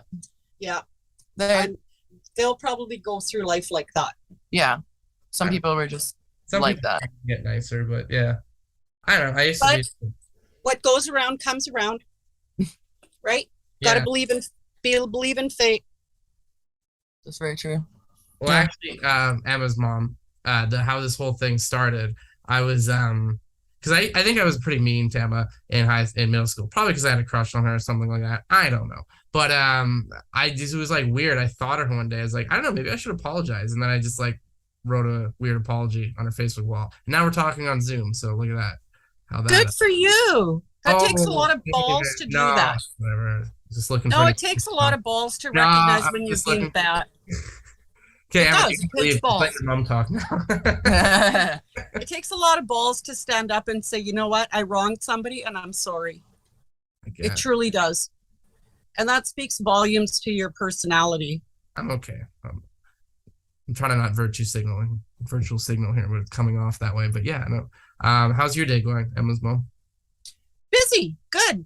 That's Was good. at Quarry Days every day this weekend to support our town and support our local vendors and meet people and just hang out and Had a good time. had a good Yeah. time. I And swear I went to high school with you though. Like I feel like you were in my high school, but maybe it's like Mandela effect because I swear I mean, like, saw you in the halls at Warren at some point.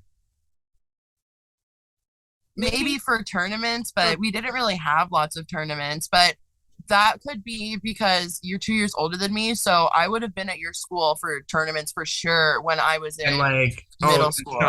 shops and wood shop and stuff. Oh yeah, I always yeah. tell people, I'm like, yo, in my high school, Warren, like the shop teacher was a sex ed teacher, and like some classes we'd make like wooden dildos so kids could practice condoms on. Yeah, it was very weird and low budget that school. And like every That's other not school, cool because I remember Woody, and when I was in high school, I wonder if you guys made it. No, I'm just kidding. yeah.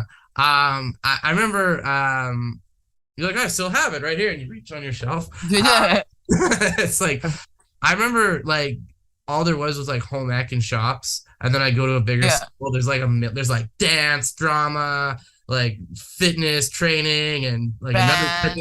and like band and art, and, like metals, wood shop, computers. like there was like computers, like I went to like photography ones. It was very artsy, so they didn't have that, but you could like go to, I was at Westwood, but they had a program where you could like drive over to like I think it was either Sturgeon or the other one, John Taylor, to like take a course there. Like they had some combined, so it was like there's just way more I don't know Vocational schools, yeah. And that's the thing, like people say like, oh, I really like small towns. It's like, I don't know, I don't like they can be cool to live in, but like I don't know, some people in small towns can be really mean, and it's very like gossipy, and like people drive by and judge each other's lawns for some reason. I don't know why. I liked going to smaller schools because it was kind of more like one-on-one with the teachers. I feel like they cared a little bit more with like Rosser, like, and like Ross Isle. What I felt about high school in Warren, a lot of people didn't make it very well in university. And I'll tell you this, didn't like, set themselves up well enough. I had 95 in pre-cal at Warren. I went to Westwood and I had a 52 because I just thought it was much easier, because like I find there was like a little trick for teachers to make their students seem smarter was like give answers on the test or like spoon feed things. Like, so I found like in pre-cal, the teacher would teach you like the 10 problems in the module and how to solve every one. So you just had to keep copying and pasting the formula.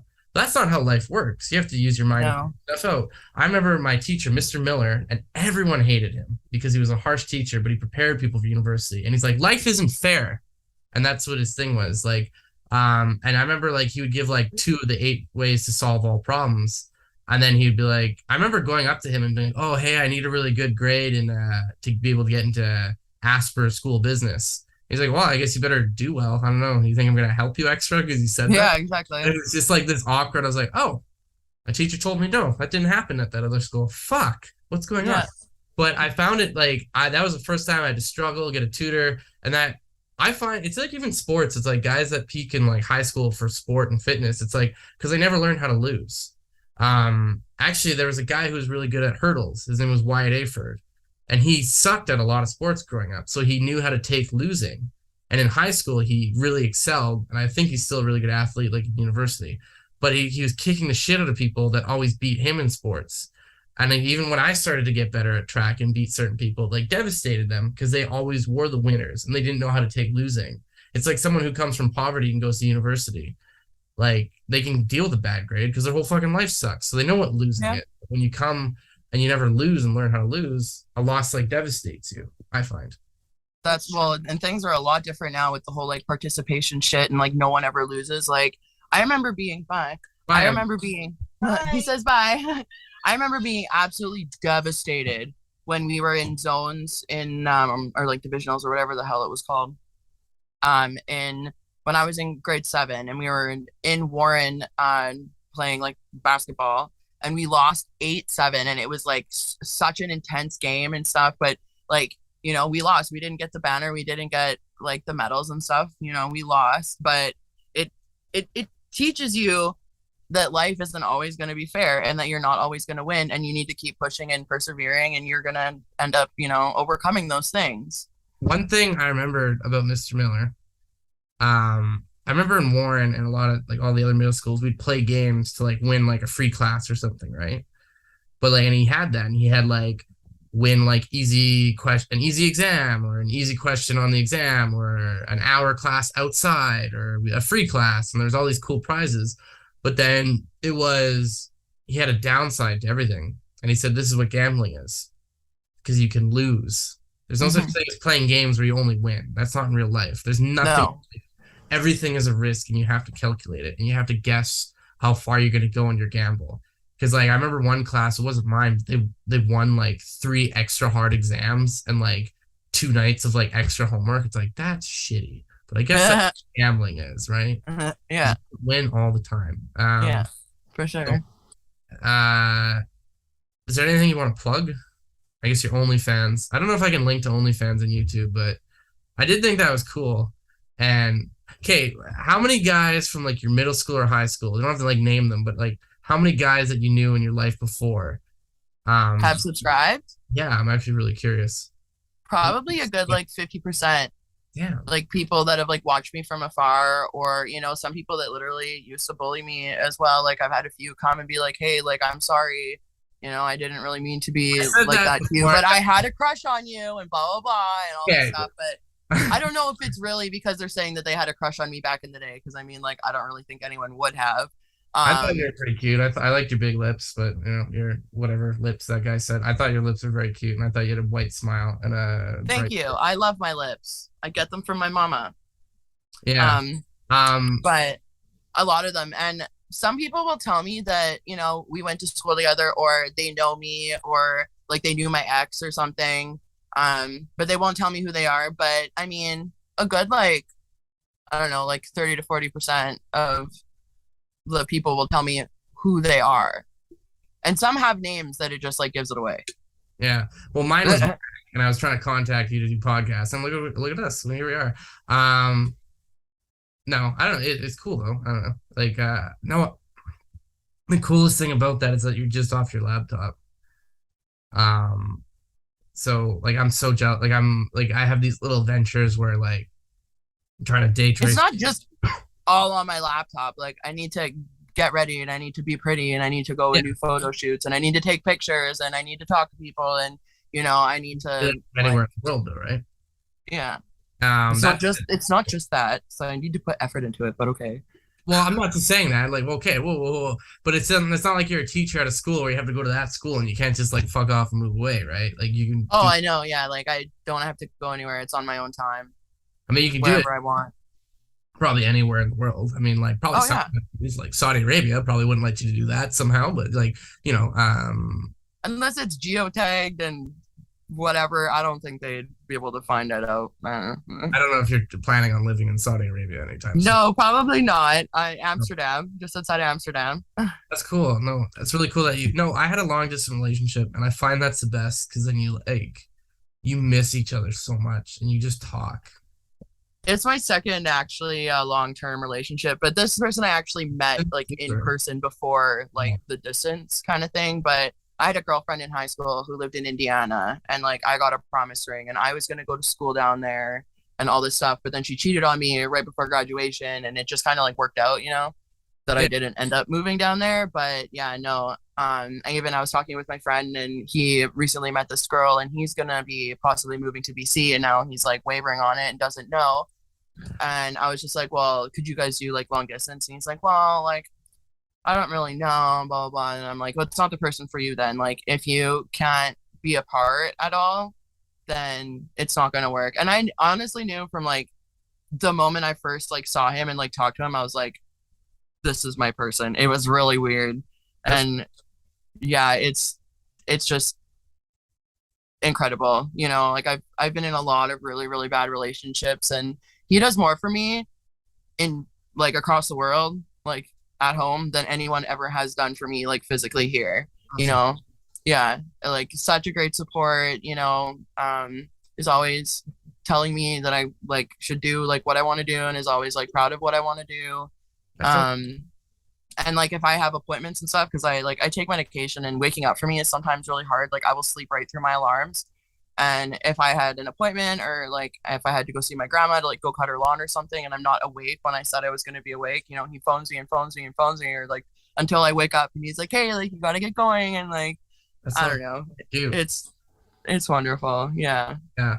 No, I remember my first long distance one. Like I remember I was like because I find people with dating can be flaky. And like so many dates lined up, and so many people flake last second with a weak excuse, or like they just did, and you just like you try multiple times. It's like fuck this. And I was like, I just wish I had a girl that like would say she liked me and showed she liked me like right off the top, and no games, no anything. And this girl that like we met on a set, she was a hairstylist, and we both had someone at the time. But a lot of the girls on set were like, that French girl, that Quebecois chick, she liked you, eh? And then that was a time where I had no social media, didn't exchange numbers. She found my like LinkedIn, and I like had a feeling to reactivate it, or like that look to log in for the first time in like a year. Yeah. Message on there. And then we connected, we talked. And like she flew across the country to see me. And I'm like, okay, so that's a sign. And I remember we hung out for 5 days. And I don't know if it was like trauma bonding and we fell for each other too fast. But I remember the first time at the airport, I just didn't want to let her go. Neither did she. And we were both crying at the Winnipeg airport like babies and like blubbering. And then the next time, like we had 2 weeks and then same thing. But that was hard because we either didn't see each other or we saw each other too much. I remember I do like my space. I like being alone. So seeing her for like 2 weeks straight, like 24/7, I was like, just leave me alone. But it's like, Yeah. and we always helped each other. When I went there, she paid half my ticket. When she came here, she drove here a lot so that she would to Winnipeg a lot. I've done the trip from Winnipeg to Montreal like 7 times, and it's such a long, shitty drive. Oh, that is a really, really long drive. 5 hours, but it always turns into 2 days. Yeah, I met him at like the end of him being here for like the 2 weeks. So I saw him like 3 times out of like the last 5 days he was here, and then he extended his flight so that I could drive him to the airport, so I could say goodbye. And then we just like we FaceTimed like every single day, and like we'd FaceTime for hours and like fall asleep on FaceTime, and it was like we were together, like but not physically together, but like together almost like at the same time. I always FaceTimed with her, and I felt really like I found like I could take jokes really well, but people, because there's like a thing about Quebecois being prostitutes or something, and people would make jokes like that, and I'd get like really fucking mad and be like, "Yo, you take that back, like right fucking now." And, like normally I would just let jokes like that slide, and I found I was like really protective over her, and I was like, and every time, yeah, there was one time where she had to go back because like she was supposed to work on a French show, and they wanted a French hairdresser because some of the actors were like francophone and like didn't speak English well. But then a lot of people in Winnipeg got all uppity about like someone foreign coming here and working and going ahead of other union. And she had like, so she was older than me too. She was like 13 years older than me. She's 40. But you know what's funny? When she was 40 and she came here, she would get carded and I wouldn't at like bars. Like she looked young. Like there was Young. She took really good care of her skin, super beautiful. Very, very thick accent, like very kind, sweet person. Uh oh fuck. And then I remember I like bought a plane ticket just so that I could drive with her to Montreal. And I had to work that Monday and it was like a Wednesday and I paid like a $500 ticket just to have like 2 more days with her. Oh yeah. Yeah. For sure. And then like we like we'd FaceTime all the time, and then he like planned this trip going on holidays. He hadn't been on holidays since last like August, so he had like a lot of time that he could use, and then like overtime he could use for going on a trip. So we went from like not seeing each other for 4 months to being together every single day for 30 days and on a road trip as well, and it was absolutely like perfect. I don't know, it's just crazy how things happen, and like he even says you can't argue with what's written in the stars. It's just what's meant to be is what's meant to be, I guess. I get my fucking like what, I feel a lot of guilt to that relationship because like we had the curfew and we stuck together, and like I guess we're a little bit different for like space, and like there's like sometimes I'm pretty needy, but then there's sometimes like I want to be like alone for 3 days. So when you're stuck at curfew and you just fight all the time, it's like Jesus Christ, that was like the one relationship I felt like I feel so guilty about, where I fucked up so many ways, said rude shit, and there's so many things I wish I could take back. And like I was like, fuck, sometimes I wish she didn't even meet me. But anyways, yeah. It's all life lessons, right? Like can't change anything. It is what it is. Yeah.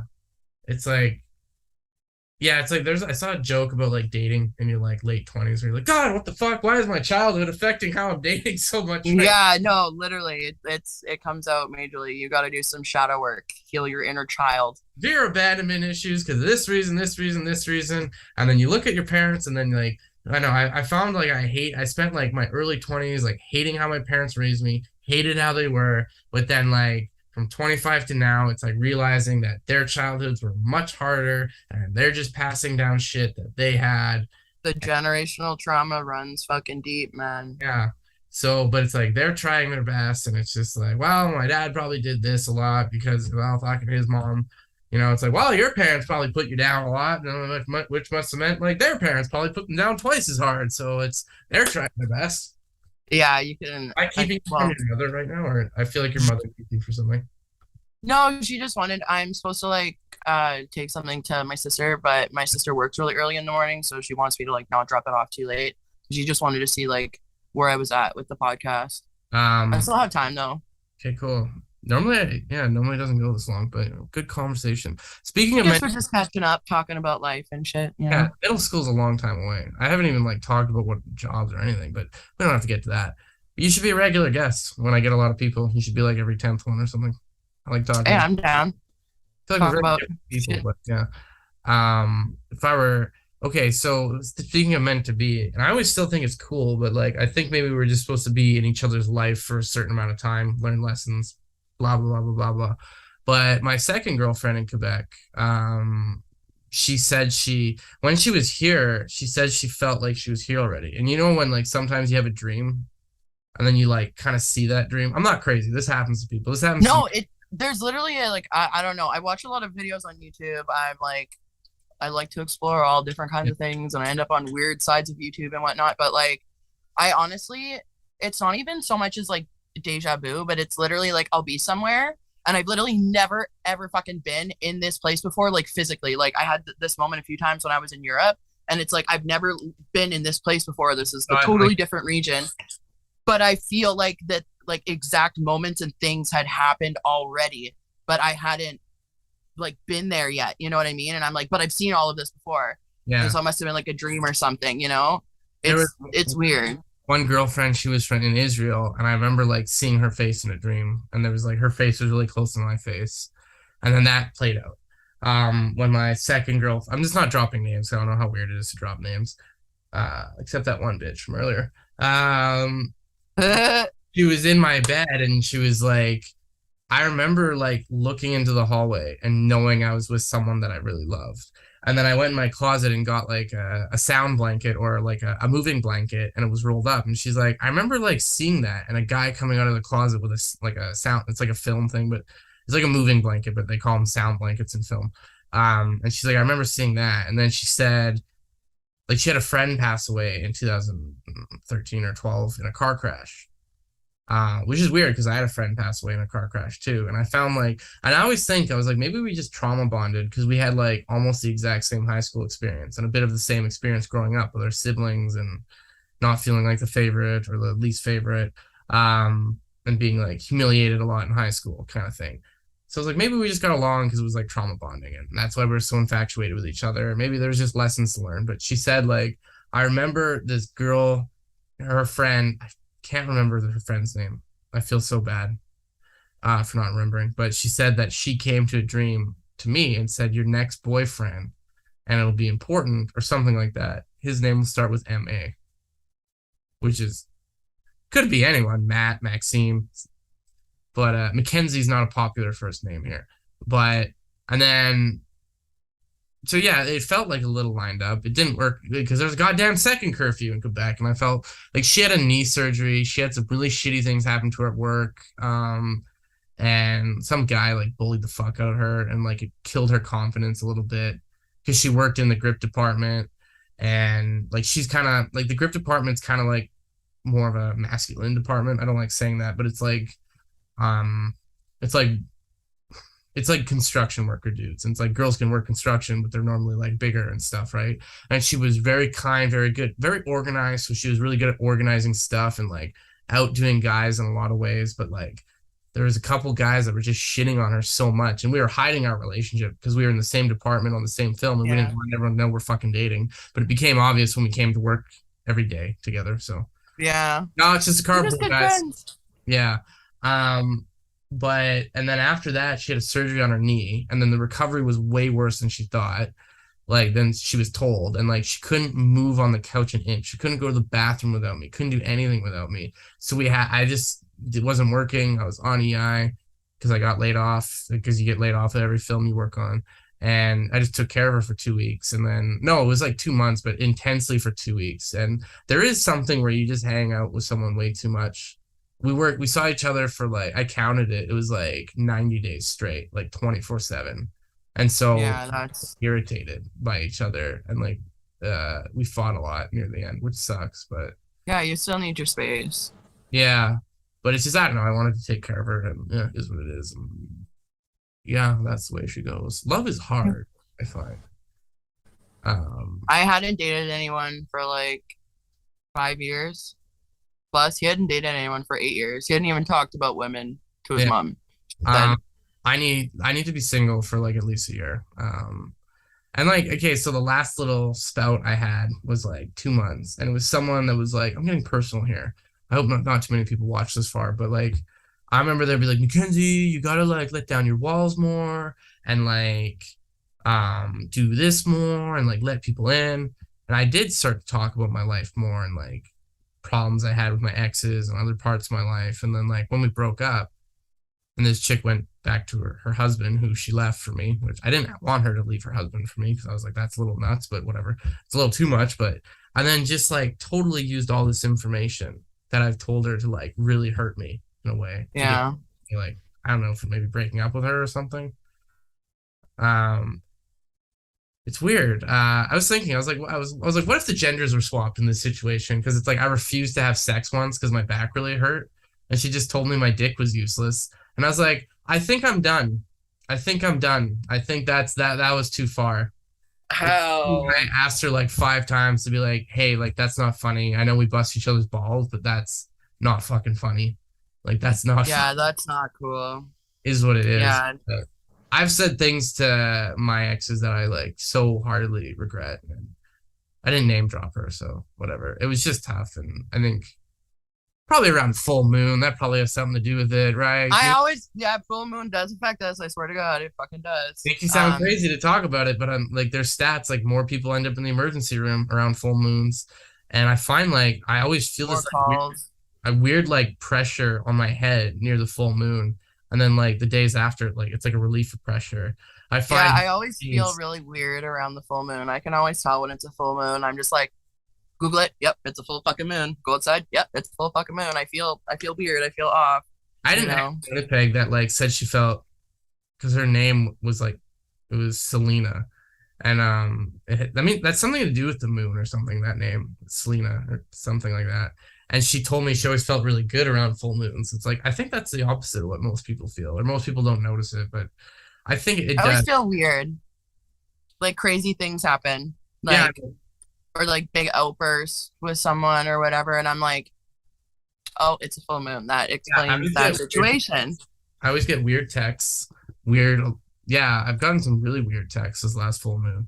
Like, and I'm just like, where the fuck did this come from? Like, what do you get? What? Like, but I just Why like, are you coming back into my life? yeah, or it's like, oh, this never happened to me, but everyone's like, yeah, my exes always text me. It's like, oh, fucking none of my exes texted me. Like, I don't know. Is what it is. I guess it's like if you have blocked our number or not. Yeah, I guess. I don't know.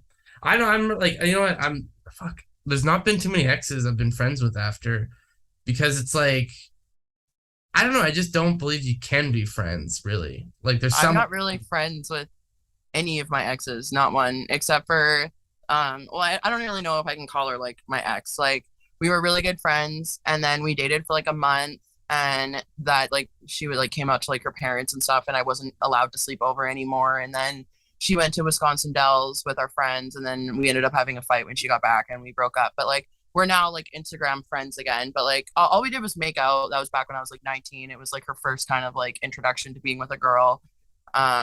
So I mean, I don't really know if I like count that as a relationship, because it didn't get like super deep. It was only like a month, you know. But yeah, all my other relationships, like, I'm not friends with any of them. Well, it's like not even because I have to test. Fuck, every French word I learn, I like fucking lose English. I don't have hatred towards any of them, even if it ended badly. 'Cause I'm like, whatever, fucking good vibrations, wish the best for you.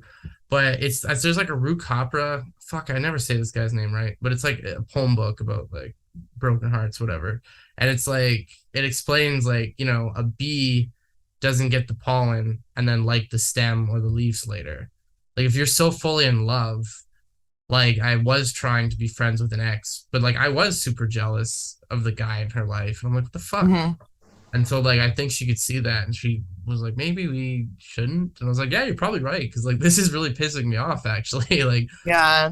Like I just, yeah, no, I can't stay friends with people after. It's just like there's too many like emotions for me and things run like really, really deep. And you always fucking end up um sleeping together after like multiple times, and then it's like, oh, should we try again? And kind of yeah, no, tell I don't really ever have that happen because I'm like, yeah, no, but yeah, like once, and honestly, like it's always something like really, really bad that would happen that would end like our time together. You know what I mean? So they'd end up getting like blocked, like no communication. Like I don't want my shit back.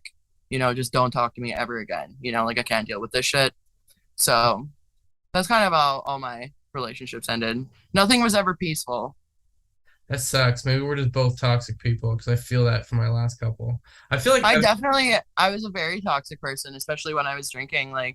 Um, yeah, I could be very mean to my significant other. Like I could say things that like I literally would not remember whatsoever because I'd be blackout, and that's yeah, not the kind of person that I wanted to be at all. And my drinking was cause of like one of my breakups, for sure. But then we actually did get back together because I had quit drinking for like the second time, and I was sober for almost that entire relationship, and I started drinking again. And then I wanted other things, and I broke up with him. I guess that one ended like kind of okay. Like I got my stuff back. Like his number's not blocked actually, but I at the time thought that that was like my person that I was going to be with. I was super close with his family, and he was just like a really good person. I lost my license, and he would drive me to work and stuff, and we spent a lot of time together and whatnot. And then I started drinking again, and it was kind of my coworkers that were like, hey, have a twisted tea. We were hanging out after work, and he didn't like that I had started drinking again, and then I ended it because I wanted other things. And there was one time I was super fucking hungover, like couldn't keep on water, puking every like 5 minutes, and I wasn't answering any messages. And he came over and like came into my room, and I was like, what are you doing here? Like, I like at the time I was like, this person's fucking coming into my house and like blah blah blah blah blah. And now that I look back on it, it's like obviously they just cared and wanted to make sure I was okay and yeah. whatever. But yeah, I just drinking made me into a completely different person. I didn't really care about anybody other than myself. My parents never really drank, but both sides of my family have alcoholics in it. And one side it's worse, where it's like they're not functioning alcoholics, like it's ruining their life. And my mom had a really shitty childhood because of that, because someone couldn't, like her father died when she was 4, my grandpa, in a mining accident. And like I don't know, like Oh, that's terrible. yeah. And it's yeah, what is it? I don't know, like so I always had that. And like for years of my life, one, because I was so into track and training, I didn't drink. But and then even like I went I felt I was going like when like I had a friend pass away, he overdosed, had a really shitty thing happen to me at work, to me and my second girlfriend in Quebec. And I felt really depressed. In 2021, I worked more than I ever did. I worked like 40 days straight on cinema. Like I would like finish on a set at 2 a.m. and I'd be working somewhere at like 5 a.m. somewhere else. So I wouldn't even like sleep. There was one time I was working so much I fell asleep on a stand because I was holding something and I fucking like fell asleep like in the position. And that was on Bill Nye actually. Got to work on Bill Nye. You know what's funny? No one really know who Bill Nye was. I was like, none of you fucking people know who Bill Nye. Yeah. Bill. I fucking love Bill. What are you talking about? First time we watched him all the time. Man, I've worked with like Keanu Reeves and stuff, didn't get starstruck. Aaron Paul didn't get starstruck. Bill Nye got starstruck. I was like, whoa. Literally, it's Bill fucking Nye. Yeah. But it, like they just like because it was his second show and like Seth MacFarlane's like was a part of it or whatever. But like, yeah, I find they just didn't grow up with the same TV. Like they don't, and I'll try to talk to someone about Breaking Bad here and they just like, nah, I haven't seen it, bro. Watch French TV. I'm like, oh, cool. Fucking got no one to talk about Better Call Saul with, I guess. Yeah. No. I find I can have a bit of a problem with like weed because I never I think with certain video games for one, I never just like play an hour of video games. I either don't play video games at all, or I'll play video games for like 8 hours straight on days off. Like I beat Grand Theft Auto 5 in like 2 days because like I gotta beat it and get it out of my system. I bought a PC to edit with, like a gaming PC, but then they gave me a month free of games. So I was playing Halo, this and that. And it's like, you know what? Like my second girlfriend here broke up with me. Why? Because like when she met me, I was like Mr. Super Self-Help. I was taking online courses. I was reading like every single day. I was doing Duolingo. I just wasn't available to her, right? But then like in this time off and me taking care, she basically saw me crying about my friend, smoking weed all day and playing video games. And the gyms weren't open here. So I got more and more anxious. Like I really use the gym, not as like a physicality thing, but it's more of a mental thing. Like I need Oh to yeah, for sure. fucking like hit when I'm mad, hit bench press and like, you know, like and run like all my anxiety away and like burn myself out at the gym. And I don't even know where I was going. No, but like I find actually like I don't like I am weary about drinking sometimes because sometimes I swear it's like a Western Canada prairie thing. Like I find like there's just alcohol everywhere in Quebec. Like everyone those king cans and like everyone has like one a day and it's just like normal. And I think because it's less taboo here and it's everywhere, it's more normal. While like remember how everyone in high school drank underage, but then it got like less cool when you got over 18, but it was cool to sneak beer. Yeah. And I Yeah. think it's just because it's more of a taboo. And but there's something about I think because you have to go to a liquor store or a beer store. While here it's in every gas station, every convenience store, like it's just everywhere. Yeah, that's like in Europe, right? So And I find like there's more problems with addiction in like Western Canada and the prairies. And like I do have a problem where I either have no drink or I have like 12 rum and cokes. And I wouldn't class myself as an alcoholic, but I am a lot better when I'm not drinking. Because sometimes, and it's like blue collar jobs get stuck into that where you work so hard all day, you come home, you're tired, and to relieve pain and stress and feel more entertained, then you just drink for the 2 hours yeah. instead of reading a book. You're like, what the fuck would I want to read a book? I find especially in Montreal because I get more mentally tired listening to French all day. Like even I'm a department head on a show and like it goes for like a month and a half at a time, and like it'll be like 2 p.m. and I'm so drained and I didn't do anything because I'm the boss and I'm pointing like that goes there, there, and I'm not really touching that much, but I'm more mentally and physically drained. And I go to Toronto and I work a lower position, so I'm working way harder, but I had way more energy at the day. I'm like, oh, it's probably because of the fucking like language difference. If Yeah. you know a lot of French, it's still like working your second language is fucking shitty. I did want to, yeah, like, and then I creeped your Facebook, and I do have to go in like 10 minutes because I work tomorrow, and I know you have to. Okay, yeah. Yeah, I gotta just go do wanted to something. touch on this because it was something we should have talked more about it earlier. Are you impatient? Sorry. No, sorry, I know. I've What, am I literally not done fucking that since interesting to you anymore? Like, I've literally done that since I was a baby. No, I was interested in like I was listening to you. That yeah, means that I okay, was I'm engaged. joking to be. I'm joking. Sorry. I'm not that My sensitive. mom had really long hair, literally, and I would breastfeed and I would twirl her hair between That's my cool. fingers. And when I was a baby and slept in like her bed, I'd be like, roll over, mama, so I can play with your hair. And she always talks about it. And she cut her hair off really short to the point I couldn't like twirl it, and I always got so mad at her. But So she got she long could hair sleep. now. Yeah, so she could sleep. Yeah. It's like this guy. He wakes me up to pet him. It's like I slept only 4 hours. But, you know, you're so I know, motherfuckers. I yeah. know. Oh, I love Oscar so much. So yeah, no, like I feel like I've had problems with like addictions or like impulsive personalities sometimes, and like I don't like what I become. And like here's something funny. It was my goal to not drink for a year. So I did like since January, and like I wasn't going to talk about this because I feel political differences, but I did go to the protests in Ottawa that was in February, the convoy, freedom convoy, and it's like that was the place to drink. Everyone's running around in the street, everyone's honking Oh, horns, I know. There was and a whole bunch of stuff going on like that here too. I was streaming, and it was like just a good time. People were handing me beers, and I'm like, no, I have this goal, and like I went through a breakup, didn't drink a drop, and you know what broke it was I had a cold one day. And I was just like, white wine gets rid of colds. I'm like, ah, fuck it. I can break it once because my birthday's coming up. And then for like a month, I was drinking every night. And I'm like, why the fuck did I do that? So I started again. I'm trying to like, maybe I'll be like, oh, okay, well, I went a year except like a month. So it's like, whatever kind of counts, kind of doesn't. Um, but I don't know. Like, I find like sometimes it's stupid because it's like, wow, just rum and coke feels like someone loves me. It's like, what the hell's wrong with me? Like, Oh, um, I know. You're And trying to fill this void that you can never fill. and the social aspect of it, I saw a post on your wall, but like everyone's way of socializing in cinema is to drink at the trucks or like go for beers after. And See, like, and the thing is, when people want to do that, I just drank like juice. Like I had a lot of like Perrier waters and stuff when you wanted to stop for a beer or whatnot. And energy drinks are like my like go-to for if I'm gonna be like going to a party and I feel like I might be like a little bit anxious. Like I do still smoke weed, but yeah, like I my sober date is May 8th, so I'm like a year and like 3.5 months sober, whatever. what you this time to really, if you don't mind, But pardon? what pushed you this time to really stop, if you don't mind me asking? So I had gone to a video shoot for this music video and I got absolutely fucking blackout within like an hour.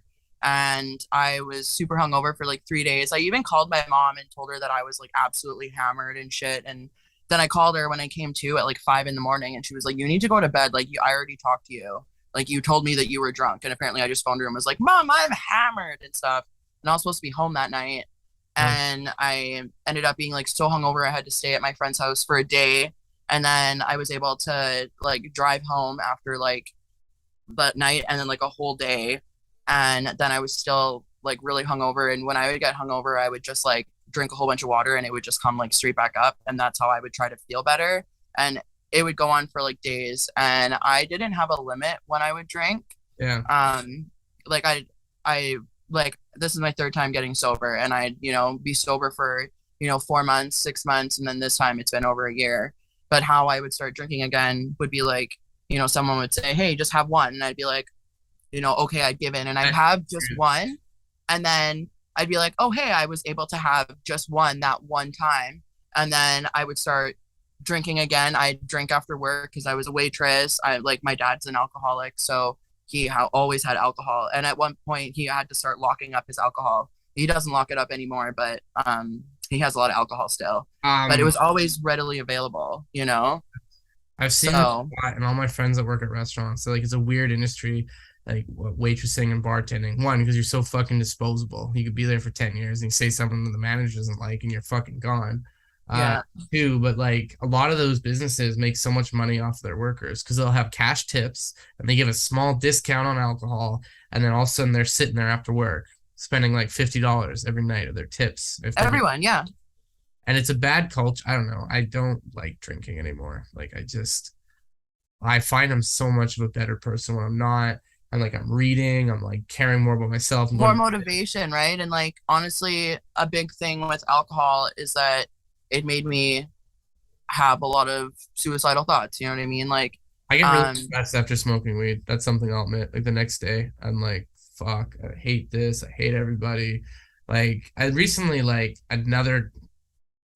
so my friend that died in November, I was much closer with him. But like the guy that died, his name was Mitchell Wilson.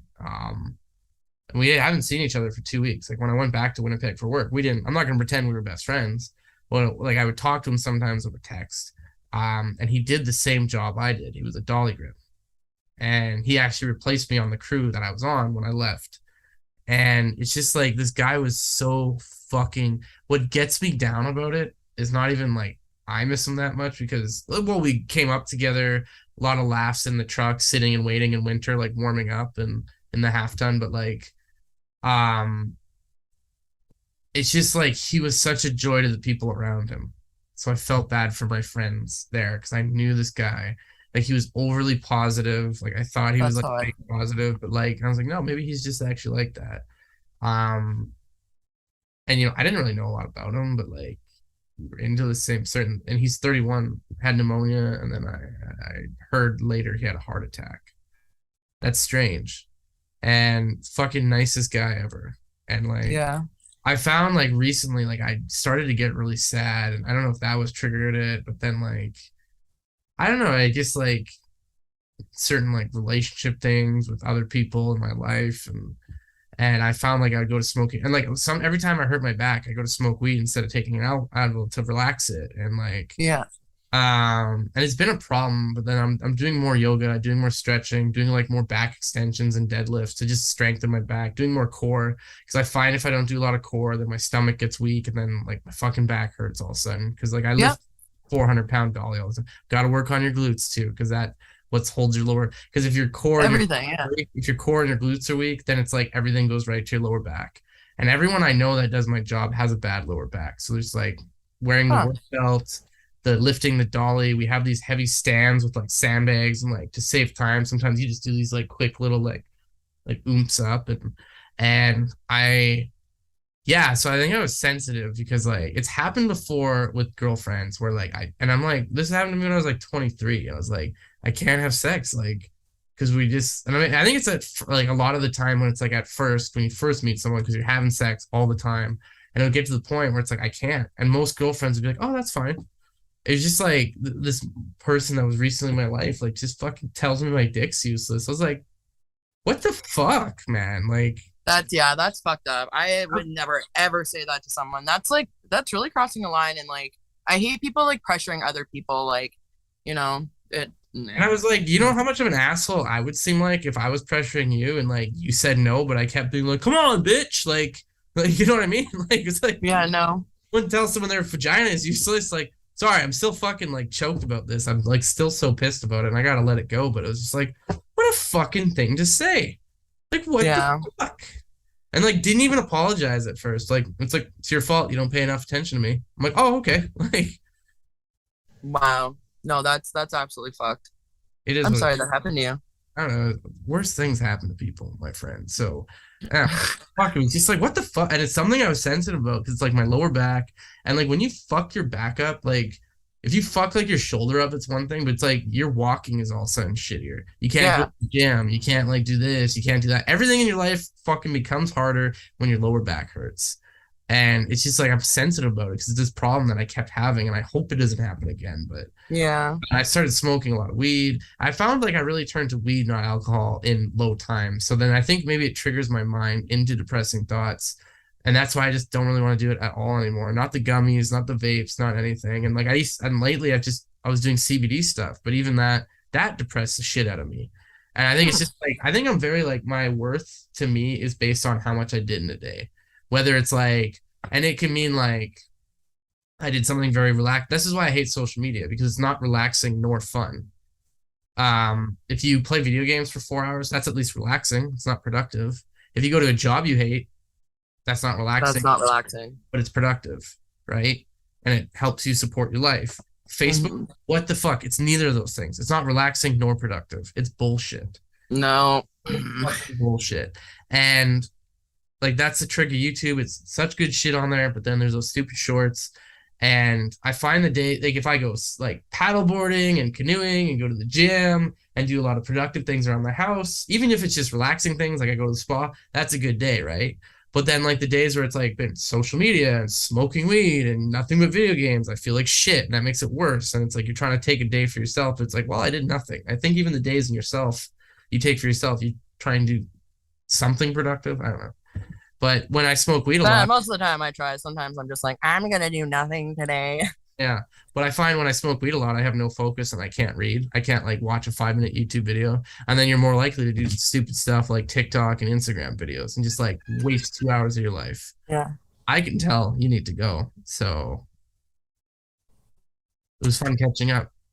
Okay, yeah, well, Sorry, I can tell you need to go. And I need to go because I work in like 6 hours. So ciao for it's all now. good. I also really need to pee.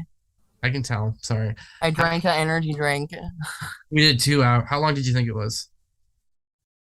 like 2 hours. Oh fuck! It's just because I said I'm an idiot. But yeah, 2 hours. Did it feel like 2 hours? Oh, because you're watching. Who's that? That's me. It's my old phone. It's my other phone. I got a new phone right before I went to Europe. That's It's fucking. me. That's you. Oh, okay. It looks the shadow makes it looks like you just have a line. No, that's cool. Oh, look at that. Who took that photo? My friend Nicolono Photo. What a fancy, cool name. Anyways, Emma, nice catching up. Ciao for now. See you around. Ciao. Goodbye. Arrivederci.